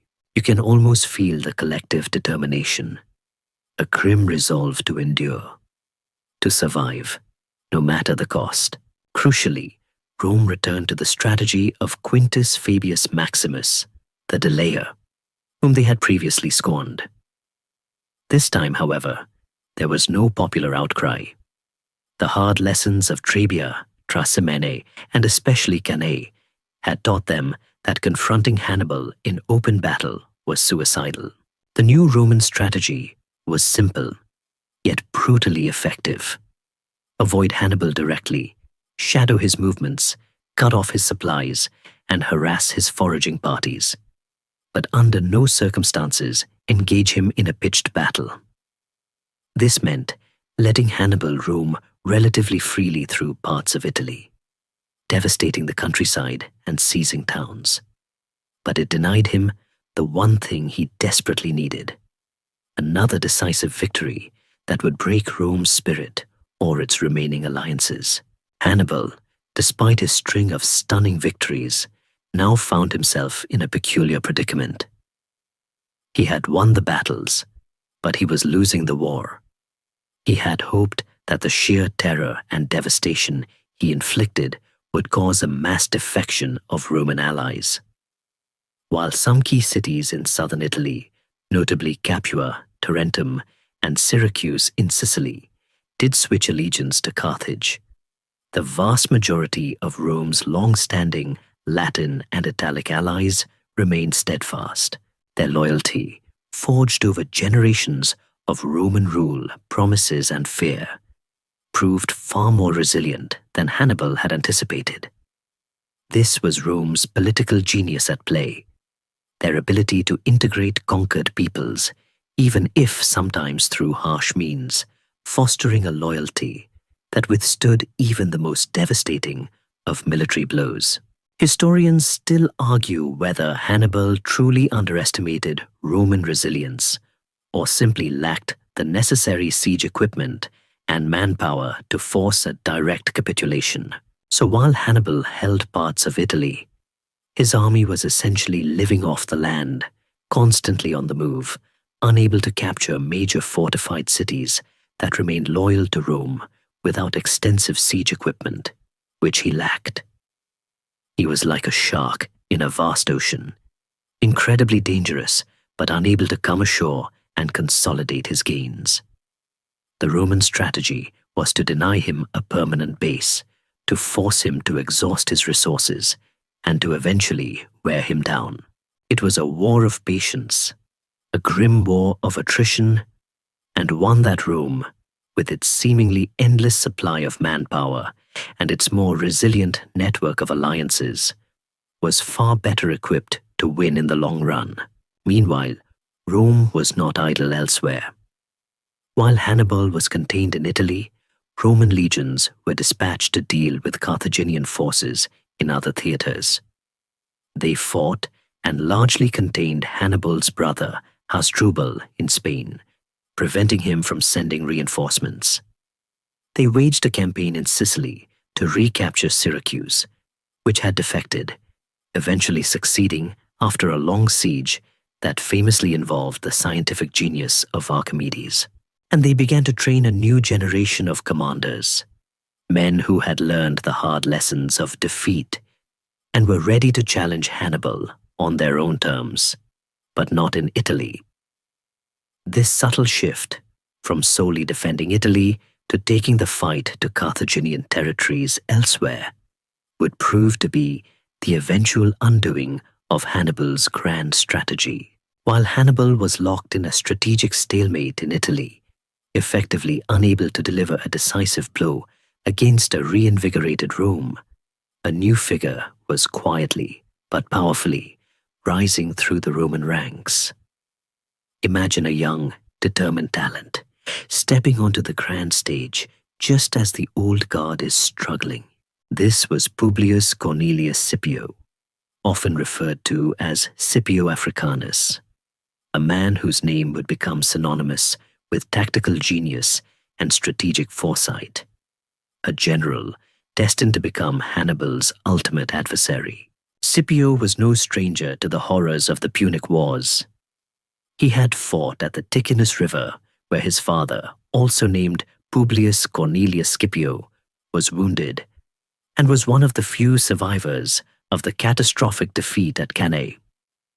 He was a young military tribune at the time, barely 19 years old, and legend has it that after the battle, he rallied other fleeing Roman nobles, forcing them to swear an oath never to abandon Rome. This early experience, witnessing firsthand the genius of Hannibal and the devastating consequences of Roman overconfidence, profoundly shaped his approach to warfare. He learned from Hannibal's victories and Rome's defeats, absorbing lessons on maneuver, deception, and the importance of leadership. Historians still argue whether Scipio's brilliance was innate or a direct result of meticulously studying Hannibal's methods. Unlike the cautious Fabius, Scipio was an aggressive, daring commander, but with a calculated brilliance that distinguished him from the rash consuls who had led Rome to disaster. He understood that simply defending Italy was not enough. To defeat Hannibal, Rome had to take the offensive elsewhere, to strike at the heart of Carthaginian power outside of Italy. This meant Iberia, Spain, the source of Carthage's wealth, its mercenary recruits, and critically, the territory where Hannibal's brother, Hasdrubal Barca, was maintaining a significant Carthaginian presence. In 210 BCE, despite being only 25 and lacking the traditional consular experience required for such a major command, Scipio was given imperium, command authority, in Spain. It was an unprecedented appointment, a clear sign that Rome, desperate for a new approach, was willing to break with tradition for a proven talent. Imagine the murmurings in the Senate, the shock of the established elite, as this young man was given such immense responsibility. Scipio's campaign in Spain was a masterclass in swift, decisive action. His first major move was utterly audacious and unexpected. Instead of engaging Hasdrubal's main forces, he launched a surprise attack on New Carthage, Carthago Nova, the main Carthaginian base in Iberia, a heavily fortified city, a major port, and the repository of Carthaginian treasure. He meticulously planned the assault, even exploiting a local tidal phenomenon to attack the city from the supposedly impregnable lagoon side. The capture of New Carthage in 209 BCE was a monumental victory. It secured vast amounts of Carthaginian gold and silver, freed Roman prisoners, and gave Scipio a crucial strategic base. It also sent a clear message to the Iberian tribes. Rome was back, and this new general was a force to be reckoned with. Over the next few years, Scipio systematically dismantled Carthaginian power in Iberia. He defeated Hasdrubal Barca at the Battle of Baecula in 208 BCE, forcing Hasdrubal to attempt his own ill-fated march over the Alps to reinforce Hannibal in Italy. And finally, in 206 BCE, Scipio delivered the decisive blow at the Battle of Ilipa, a tactical triumph where he employed a double envelopment, a maneuver eerily similar to Hannibal's at Cannae, but executed with precision against a Carthaginian force that included war elephants. This victory effectively expelled Carthage from Iberia, depriving Hannibal of desperately needed reinforcements and resources. Scipio had succeeded where his predecessors had failed, demonstrating not only his military genius, but also a deep understanding of strategy and logistics. With Spain secure, Scipio was now ready to propose the most daring strategy of all, taking the war directly to Africa, to Carthage itself, to draw Hannibal out of Italy once and for all. With Iberia firmly in Roman hands, Scipio Africanus returned to Rome in 206 BCE, lauded as a hero. Imagine a young rock star returning from a triumphant world tour, the crowds chanting his name, the establishment looking on with a mixture of awe and apprehension. He had achieved what no other Roman general had managed. He had driven the Carthaginians out of their most valuable overseas territory, cutting off Hannibal's vital lifeline of reinforcements and resources. His prestige was immense, and he immediately set about advocating for his next audacious move, an invasion of North Africa, a direct strike at Carthage itself. This proposal met with considerable opposition in the Roman Senate, particularly from the older, more conservative faction led by the venerable Quintus Fabius Maximus, the Delayer. Fabius, still haunted by Hannibal's presence in Italy and the memory of Cannae, argued vehemently against diverting troops from Italy. He believed that launching an invasion of Africa was too risky, potentially leaving Rome vulnerable, and that the priority should remain on expelling Hannibal from Italian soil. Imagine the heated debates in the Senate, the air thick with political maneuvering and genuine strategic concerns. Historians still argue whether Fabius's opposition was sound military caution or an understandable over-reliance on a past successful strategy. Scipio, however, possessed a powerful combination of popular support, undeniable military success, and a compelling vision. He argued that the only way to truly defeat Hannibal was to force him out of Italy, and the most effective way to do that was to threaten Carthage directly. It is not by making Hannibal leave Italy that we shall deliver Italy from fear, but by making him feel fear for his own city, he is famously reported to have said. He believed that Carthage, faced with an invasion of its homeland, would be compelled to recall its greatest general, thus ending the agonizing war on Italian soil. It was a strategic gamble, but one Scipio was convinced would pay off. Unable to get direct senatorial approval for a full-scale invasion force, Scipio cleverly used his popularity to appeal directly to the Roman people, who, tired of the long war and eager for a decisive end, supported his plan. He was granted command in Sicily, ostensibly to prepare for an invasion of Africa, and given permission to raise volunteers, effectively circumventing the Senate's initial reluctance. He quickly assembled an army, largely composed of veterans from the Sicilian campaigns and eager young recruits, many of whom had served under him in Spain and were fiercely loyal. He then spent months in Sicily, rigorously training his troops, perfecting his tactics, and making meticulous preparations for the amphibious assault on Africa. You can picture the Roman camps in Sicily, buzzing with activity, the clang of steel, the shouts of drill sergeants, all focused on the ultimate prize, Carthage itself. Crucially, Scipio also forged vital alliances with key North African leaders. He entered into negotiations with two powerful Numidian chieftains, Syphax, king of western Numidia, and Massinissa, king of eastern Numidia.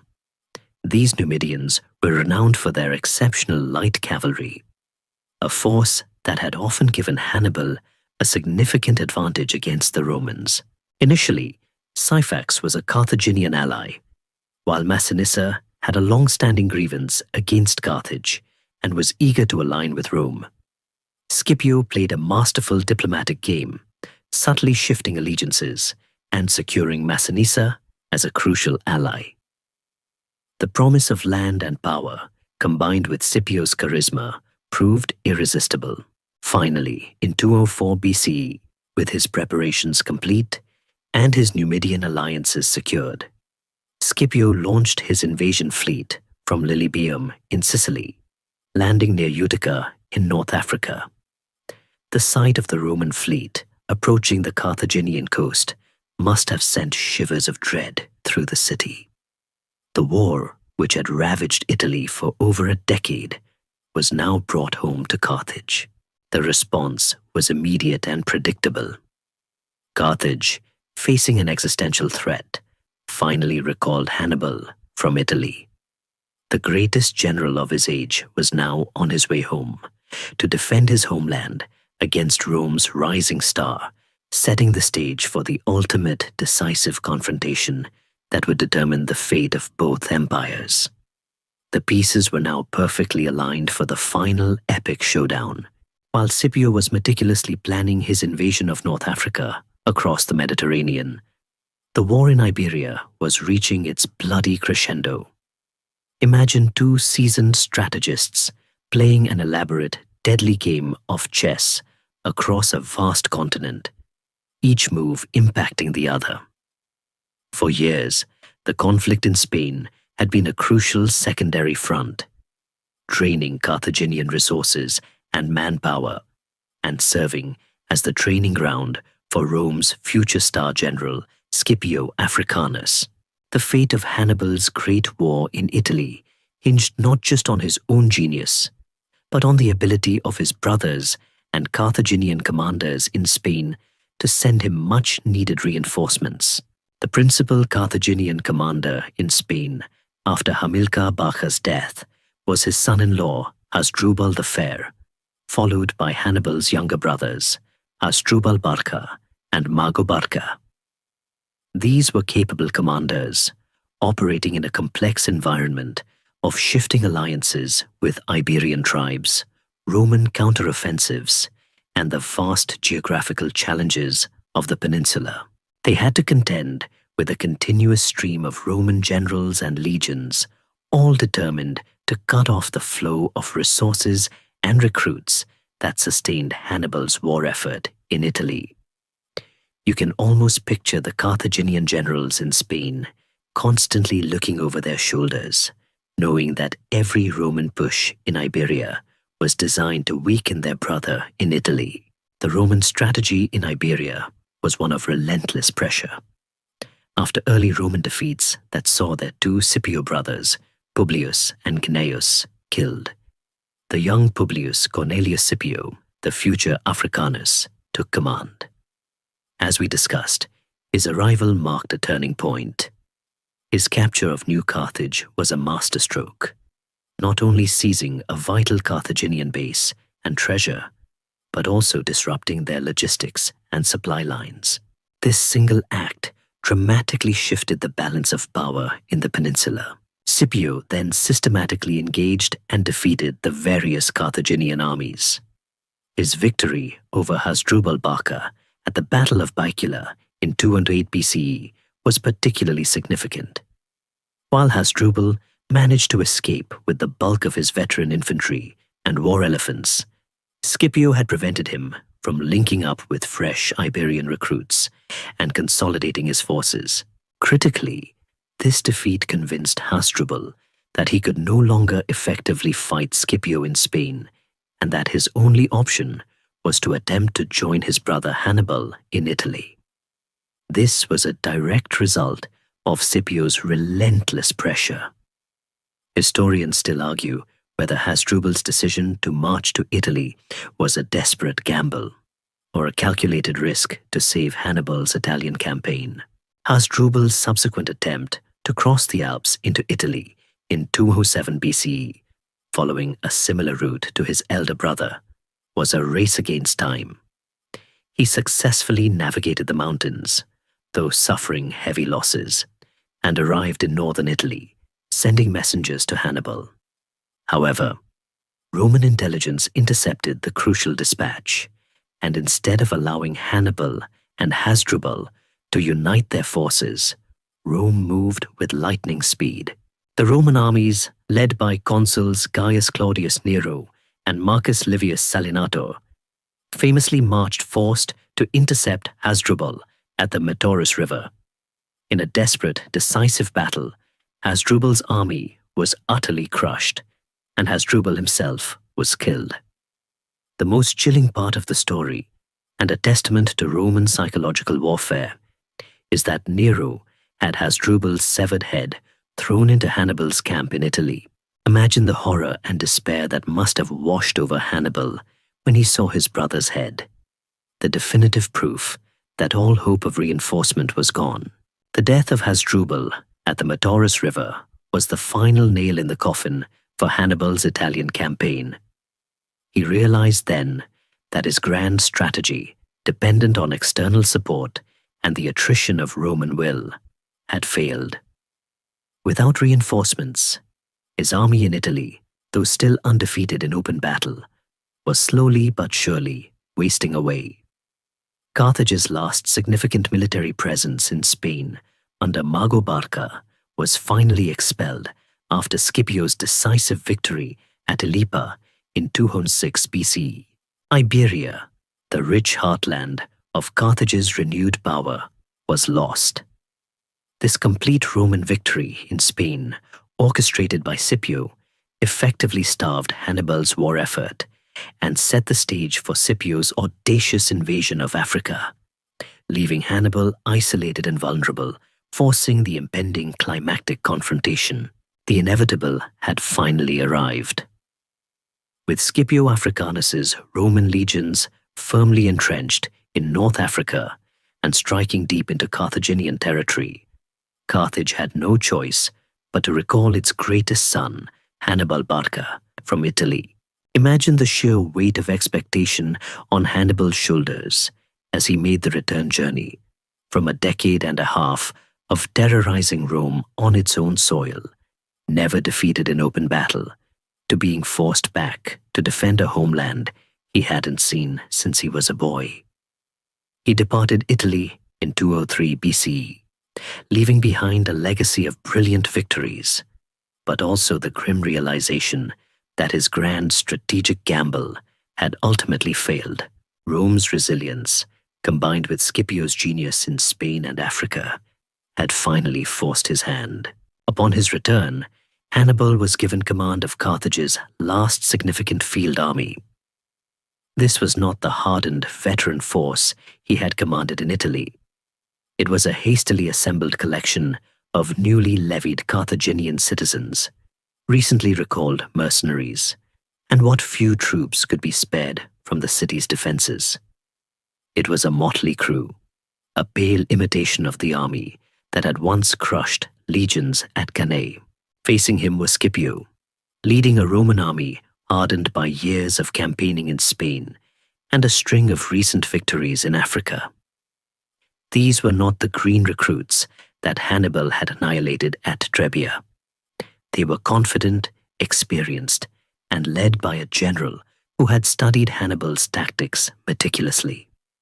Historians still argue whether the quality of Hannibal's forces at Zama was truly inferior, or if his long absence from direct command led to some rustiness. The stage for the ultimate showdown was set near Zama, a town about 5 days' march southwest of Carthage, in 202 BCE.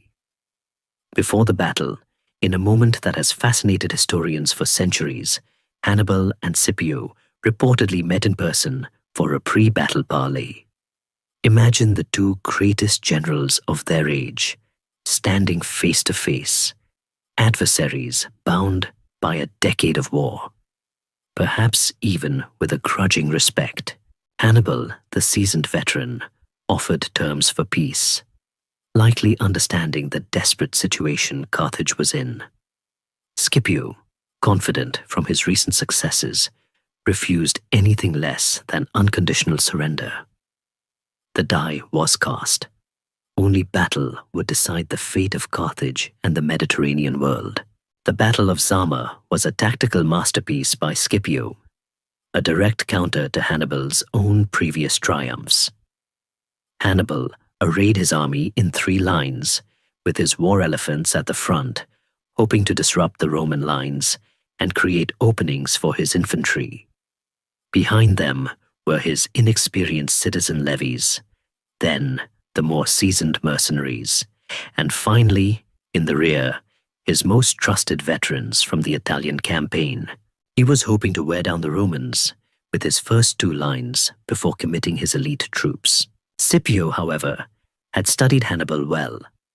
He deployed his legions in a new, innovative formation, not in solid blocks, as was customary, but with cohorts arranged in columns, creating lanes or corridors through his lines.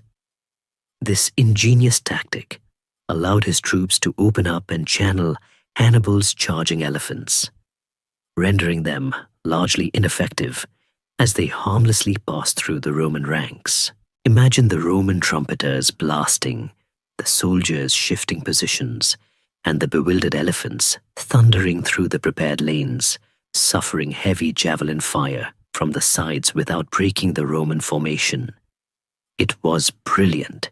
Once the elephants were dealt with, the battle devolved into a brutal infantry engagement. Hannibal's first 2 lines fought bravely, but were ultimately no match for the disciplined Roman legions. As the Roman veterans clashed with Hannibal's battle-hardened troops in the 3rd line, the outcome remained uncertain. But then came the decisive moment. Massinissa, Scipio's Numidian ally, who had routed the Carthaginian cavalry early in the battle and pursued them from the field, returned with his superior Numidian horsemen to strike Hannibal's infantry from the rear. This was the exact maneuver Hannibal had used to devastating effect at Cannae. But this time, he was on the receiving end. Caught in a double envelopment, Hannibal's army was utterly routed. Thousands of Carthaginians were killed, and the battle was a decisive Roman victory. Hannibal himself, after fighting valiantly, managed to escape the battlefield, a testament to his sheer survival instincts. But Zama was more than just a defeat. It was the end of Carthaginian military power. The city of Carthage was now utterly exposed and at the mercy of Rome. The battle, fought on African soil, effectively ended the Second Punic War, bringing Rome to the undeniable zenith of its power and condemning Carthage to a future as a subservient, defeated client state. The roar of the elephants faded, replaced by the somber realization that Carthage's fate had been sealed. The thunderous clash at Zama silenced, and the outcome was clear. Carthage had been decisively defeated, and with it, any hope of challenging Roman supremacy was extinguished. Imagine a grand empire, once stretching its tentacles across the sea, now shrunken, wounded, and forced to kneel before its triumphant rival. The peace treaty imposed by Rome in 201 BCE was, unsurprisingly, incredibly harsh, designed to ensure that Carthage would never again pose a threat.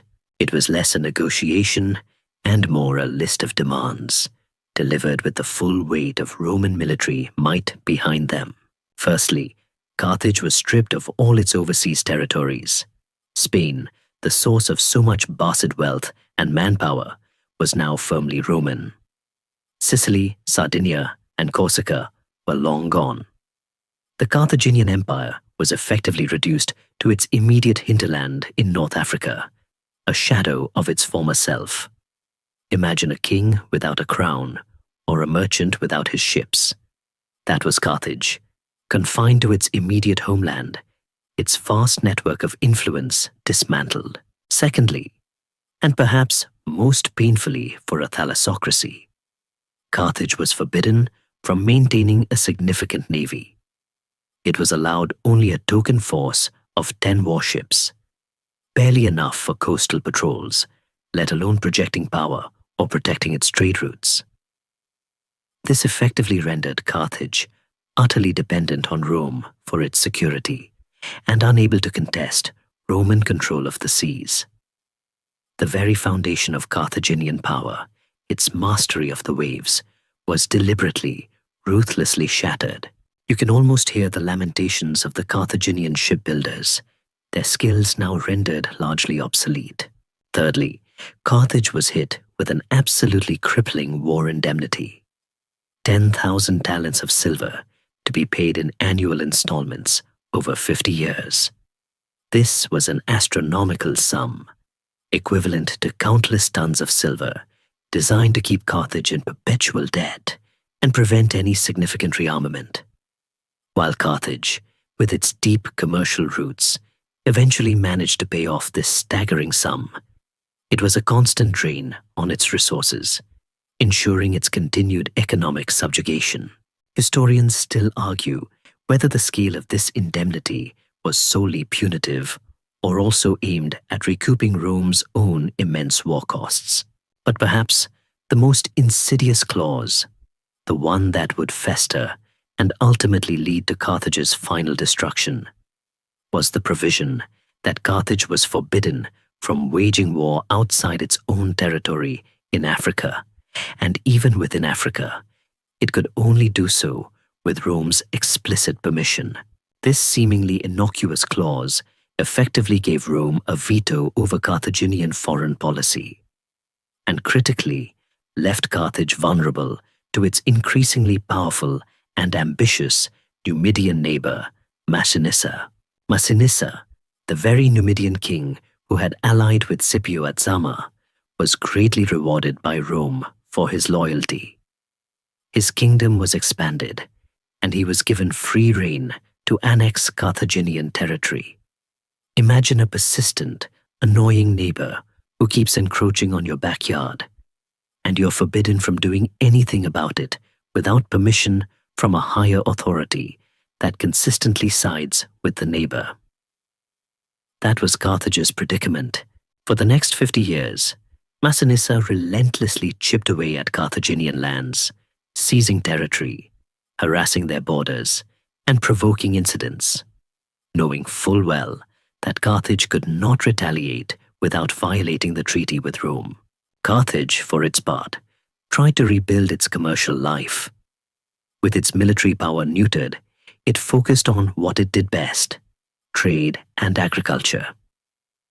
Despite the heavy indemnity, the Carthaginians were incredibly industrious. Their fertile lands, particularly the Bagradas Valley, continued to produce abundant crops, and their merchants, even with a tiny fleet, managed to re-establish some trade routes. The city slowly recovered economically, a testament to the resilience of its people. But this very recovery, ironically, would prove to be its ultimate undoing. As Carthage began to prosper again, as its ships once more dotted the horizons, anxieties began to stir in Rome. The old fear, the ghost of Hannibal, began to resurface. The stage was being slowly set, not for another grand war, but for a tragic, inevitable act of Roman paranoia and ruthless finality. For half a century after Zama, Carthage endured a precarious existence, seemingly thriving economically despite the crushing peace terms, but constantly under the thumb of its former conqueror and the relentless harassment of its ambitious neighbor. Imagine a recovering patient, seemingly on the mend, but with a chronic illness that is slowly, inexorably eating away at their core. This was Carthage in the decades leading up to the Third Punic War, while it diligently paid off its enormous war indemnity to Rome, even offering to pay it all off early at one point, an offer Rome wisely refused, as it served as a convenient lever of control. Its prosperity, ironically, became its undoing. The Carthaginians, masters of commerce and agriculture, poured their immense energies into rebuilding their wealth. Their olive groves flourished, their wine production boomed, and their trade networks, though constrained by their tiny navy, still managed to bring in considerable revenue. The city itself, still magnificent, slowly regained some of its former splendor.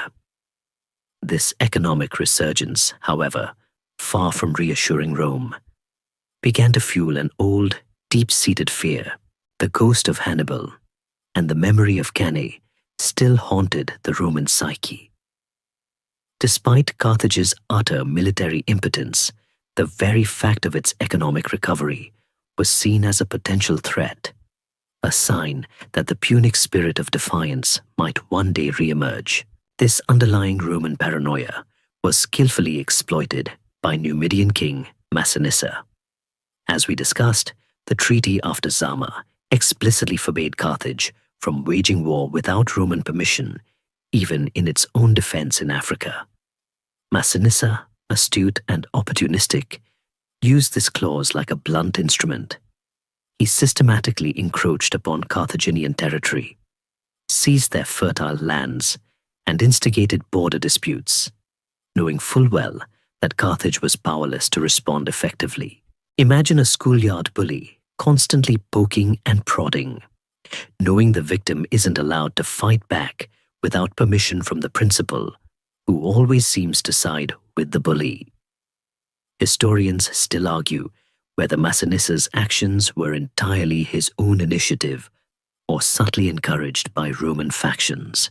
Carthage repeatedly appealed to Rome for arbitration, hoping the Republic would uphold its treaty obligations and rein in its aggressive ally. Rome, however, consistently sided with Massinissa, or at best, offered deliberately ambiguous rulings that did nothing to stop the Numidian land grabs. Roman commissions would be dispatched to Africa, ostensibly to investigate, but their primary purpose seemed to be to gauge Carthage's renewed wealth and military weakness, reporting back to Rome on the lingering Punic vitality. It was a cruel game of cat and mouse, with Carthage as the tormented mouse. The most famous advocate of Carthage's destruction was the venerable Roman senator, Cato the Elder. A staunch conservative and a man of unyielding conviction, Cato concluded every speech he made in the Senate, regardless of the topic, with the chilling phrase, Ceterum censeo Carthaginem esse delendam. Furthermore, I consider that Carthage must be destroyed.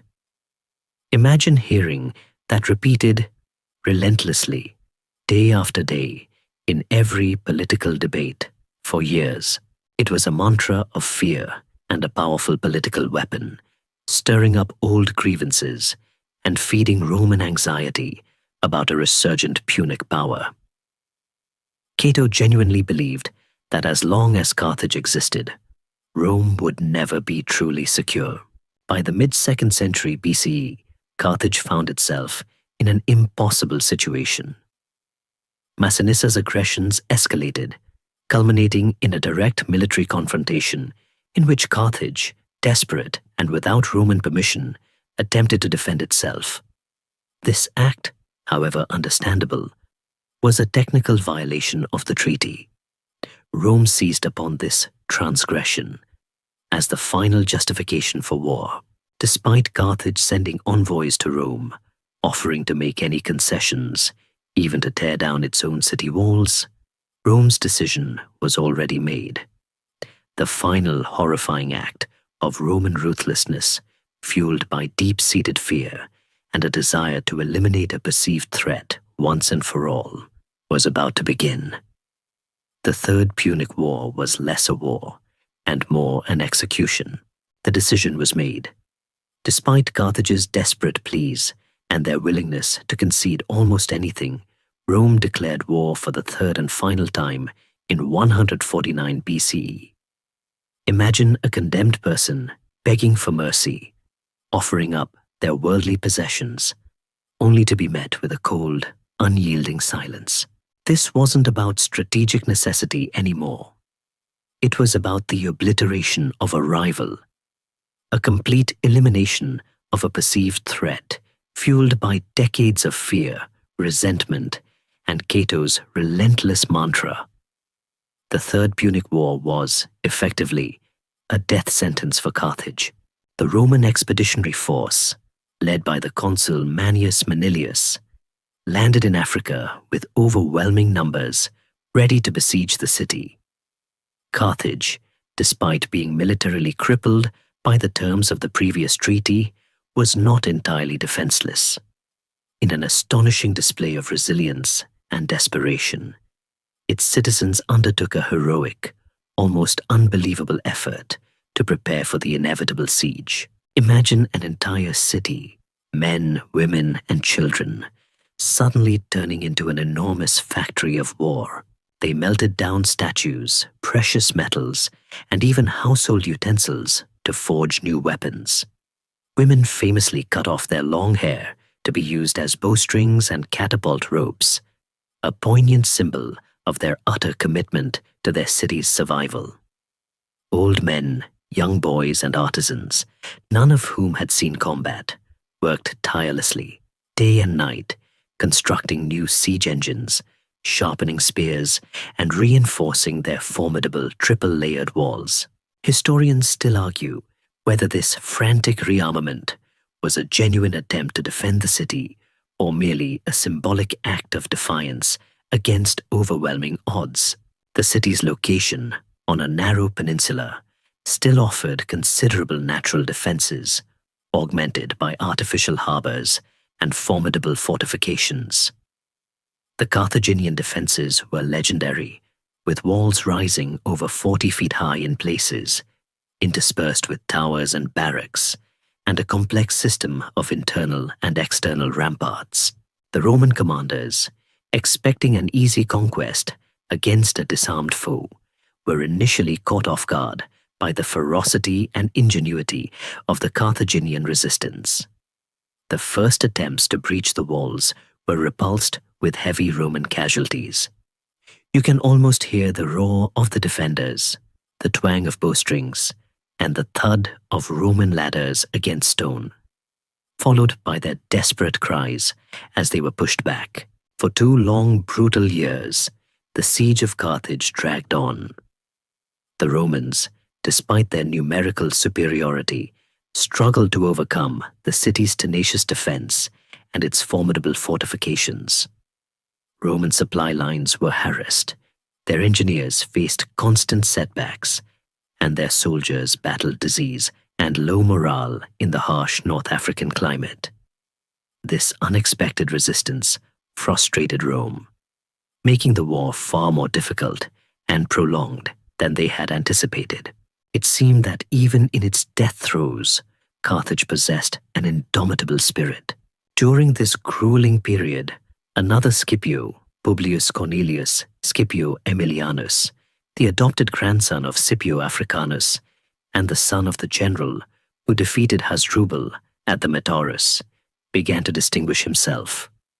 He was a tribune in the Roman army, and his leadership, discipline, and tactical acumen shone through the general Roman ineptitude and disorganization during the early phases of the siege.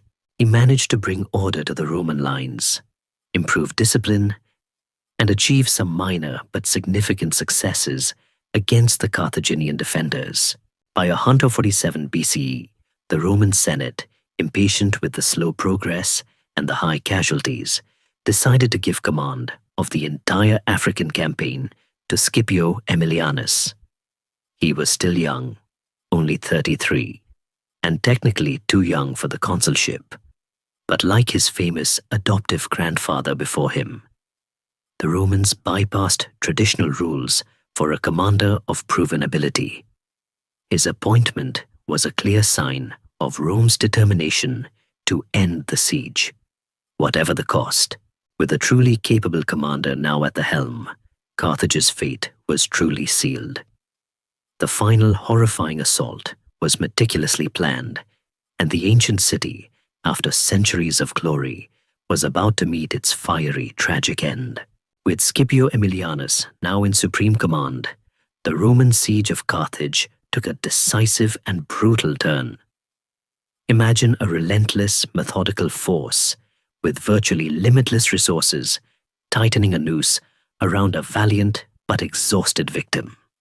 Scipio, unlike his predecessors, brought discipline, strategic vision, and an unyielding determination to the Roman effort. He understood that a prolonged siege of this nature required not just military might, but meticulous engineering and a complete suppression of the enemy's will. His first major strategic move was to cut Carthage off completely from the sea, its historical lifeline and the source of its remaining resilience. He ordered the construction of a massive mole, a colossal stone breakwater, across the mouth of the city's harbor. This was an engineering feat of astonishing scale, requiring immense labor and resources, extending across hundreds of yards of water. Imagine tons of rock, timber, and earth being dumped into the sea, day and night, slowly, inexorably, closing off the bustling port. The Carthaginians, in a desperate countermove, secretly dug a new canal to the open sea, launching a surprise fleet of warships they had secretly built within their inner harbors. This brief moment of audacious hope, however, was quickly dashed as the Romans, under Scipio's direction, effectively trapped their fleet, eventually destroying it. This sealed Carthage's maritime fate. No more supplies or reinforcements could reach the beleaguered city. With the city isolated, Scipio then focused on breaching its formidable defenses. The outer walls, especially the triple lines of defense facing the land, had proven incredibly resilient. Scipio intensified the Roman assault, employing massive siege engines, battering rams, and constant, grueling attacks. Roman soldiers, fueled by their commander's discipline and the promise of ultimate victory, pressed their attacks relentlessly. The fighting was hand-to-hand, house-to-house, as the Romans slowly, painfully, carved their way into the city. You can almost smell the smoke, hear the clash of steel, and the desperate shouts echoing through the narrow streets. The final assault on Carthage was a horrifying, drawn-out nightmare. In the spring of 146 BCE, after a massive breach was made, Roman legions poured into the city. What followed was 6 days and 7 nights of unimaginable brutality. The fighting was not confined to the walls. It spilled into the streets, through houses, and even into the very temples. The Carthaginians, men, women, and children, fought with the desperation of those with nothing left to lose. They barricaded streets, set fire to buildings to impede Roman advance, and fought from rooftops, throwing anything they could get their hands on at the invaders. Imagine the scene, fire engulfing ancient buildings, the screams of the dying, the relentless march of the Roman legions through the burning, collapsing city. Historians still argue about the exact number of casualties, but it was undoubtedly immense. Scipio Aemilianus, though the architect of this destruction, was reportedly moved to tears by the sight of the burning city, contemplating the inevitable cycle of empires and their falls. He is said to have recited lines from Homer's Iliad about the fall of Troy, a chilling prophecy of Rome's own potential fate. Despite his personal anguish, however, his orders were clear and absolute. Carthage was to be utterly destroyed. The Roman Senate had decreed it. Cato's chilling mantra had finally come to pass. The remaining Carthaginian citizens who had survived the week-long massacre, estimated to be around 50,000, were rounded up and sold into slavery, a common fate for the vanquished in ancient warfare. The city itself was systematically dismantled. Roman soldiers, under strict orders, demolished every single building, stone by stone. Temples were desecrated, monuments were torn down, and the very ground on which Carthage had stood for centuries was systematically razed. It was an act of deliberate, total annihilation, designed to erase Carthage from the face of the earth, to ensure that no vestige of Rome's greatest rival remained. The once proud city, a beacon of trade and defiance, was reduced to rubble, dust, and a horrifying silence. The physical destruction of Carthage was complete and absolute, a grim testament to Roman thoroughness and their unwavering determination to eliminate a perceived threat. Imagine a perfectly manicured lawn where a mighty oak once stood, now nothing but barren earth, scarred and empty. But then came the peculiar and largely debunked legend, the salting of the earth. This enduring story, that the Romans plowed salt into the fields of Carthage to ensure nothing would ever grow there again, has been repeated for centuries, becoming almost as famous as the city's destruction itself. Yet, it's a story that historians still argue about, with most scholarly opinion now leaning towards it being a myth, or at best, a symbolic act rather than a widespread agricultural policy. The idea of salting the earth to curse a conquered city isn't unique to Carthage. There are vague references to similar symbolic acts in ancient Near Eastern rituals of destruction. However, there is no contemporary Roman source, no account from Polybius or Appian, or any other ancient historian who lived through or immediately after the Punic Wars, that explicitly mentions the systematic salting of Carthaginian fields. The earliest references to this practice appear centuries later, often in sources that are more moralistic or rhetorical than strictly historical. It's a compelling narrative, certainly, adding a layer of vengeful finality to Rome's victory, but it lacks concrete evidence. Imagine a sensational headline from a tabloid, catching on and becoming fact over generations. Despite a lack of real proof, why would such a myth endure? Perhaps it's because it perfectly encapsulates the perceived ruthlessness of Rome and the utter destruction of Carthage. It serves as a powerful symbol of total annihilation, a curse on the very land itself. Furthermore, it hints at an almost magical, or at least ritualistic, act of purification and eradication, ensuring that the Punic spirit could never rise again. The idea that a mighty city could be so utterly vanquished that its very soil was rendered barren forever is a powerful, if exaggerated image. Regardless of whether the salt story is true, the practical reality for the land around Carthage was indeed one of devastation. The prolonged siege, the battles, the burning of the city, and the deliberate demolition of structures would have certainly rendered the immediate area unsuitable for agriculture for a time, even without the addition of salt. The Roman policy was clear. Carthage, as a political and cultural entity, was to cease to exist. The land was declared ager publicus, public land of the Roman people, and parts of it were eventually parceled out to Roman settlers. However, Rome, ever pragmatic, was not in the business of rendering productive land permanently barren. The very reason Carthage was so coveted was its fertile hinterland, the Bagradas Valley. Within decades of its destruction, the area around Carthage was indeed resettled and cultivated again, albeit under Roman administration. The province of Africa, with its fertile plains, quickly became known as the breadbasket of Rome, supplying vast quantities of grain to the burgeoning Roman populace. This rapid recultivation further undermines the widespread application of the salting myth, as it would have been counterproductive to Roman economic interests. But the story doesn't end with barrenness. It ends with rebirth, albeit under a new master.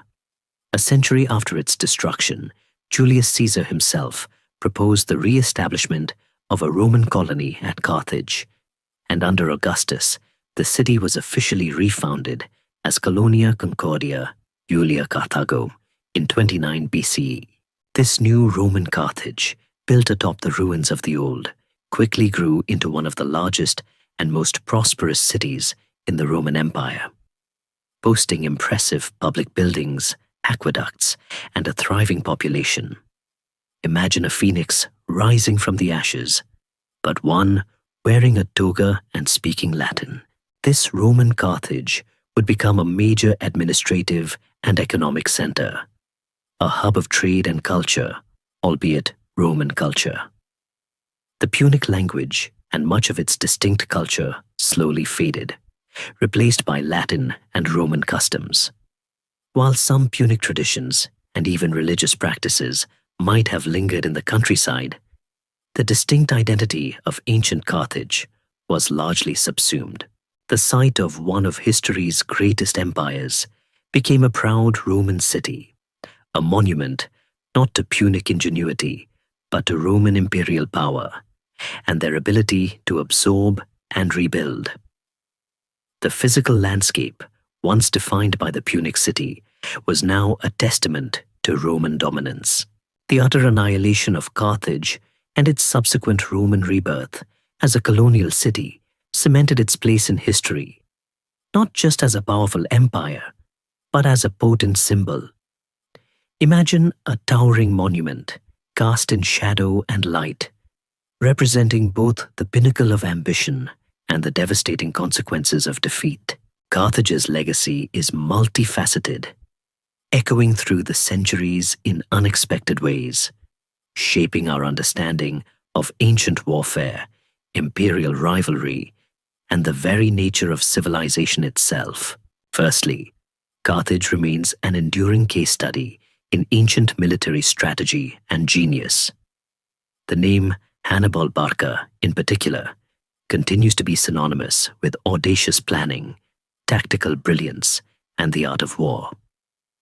Military academies around the world still study his campaigns, from the Alpine crossing to the envelopment at Cannae, analyzing his maneuvers and seeking to extract timeless lessons in leadership and deception. The Punic Wars themselves, especially the second, are considered by many to be among the most strategically complex conflicts of antiquity, a true clash of titans that pushed the boundaries of military innovation on both sides.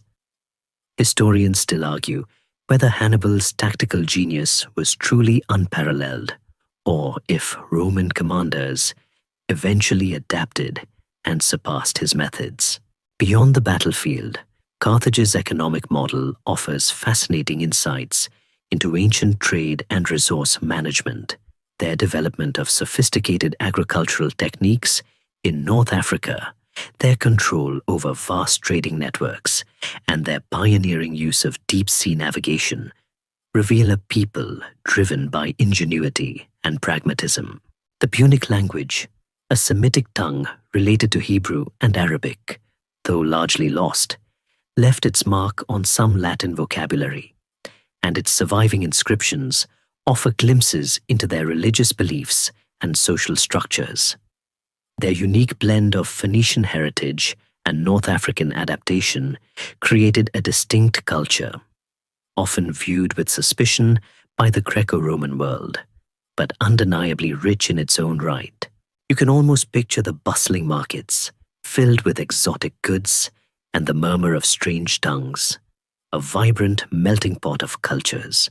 The Carthaginian religion, particularly the worship of Baal Hammon and Tanit, continues to be a subject of intense scholarly debate and popular fascination, largely due to the controversial practice of child sacrifice. While archaeological evidence from tophets, burial grounds for cremated remains, often infants, suggests the dedication of children, the exact nature and prevalence of these practices remain hotly contested among historians and archaeologists. Was it widespread sacrifice, a form of infant mortality burial, or something in between?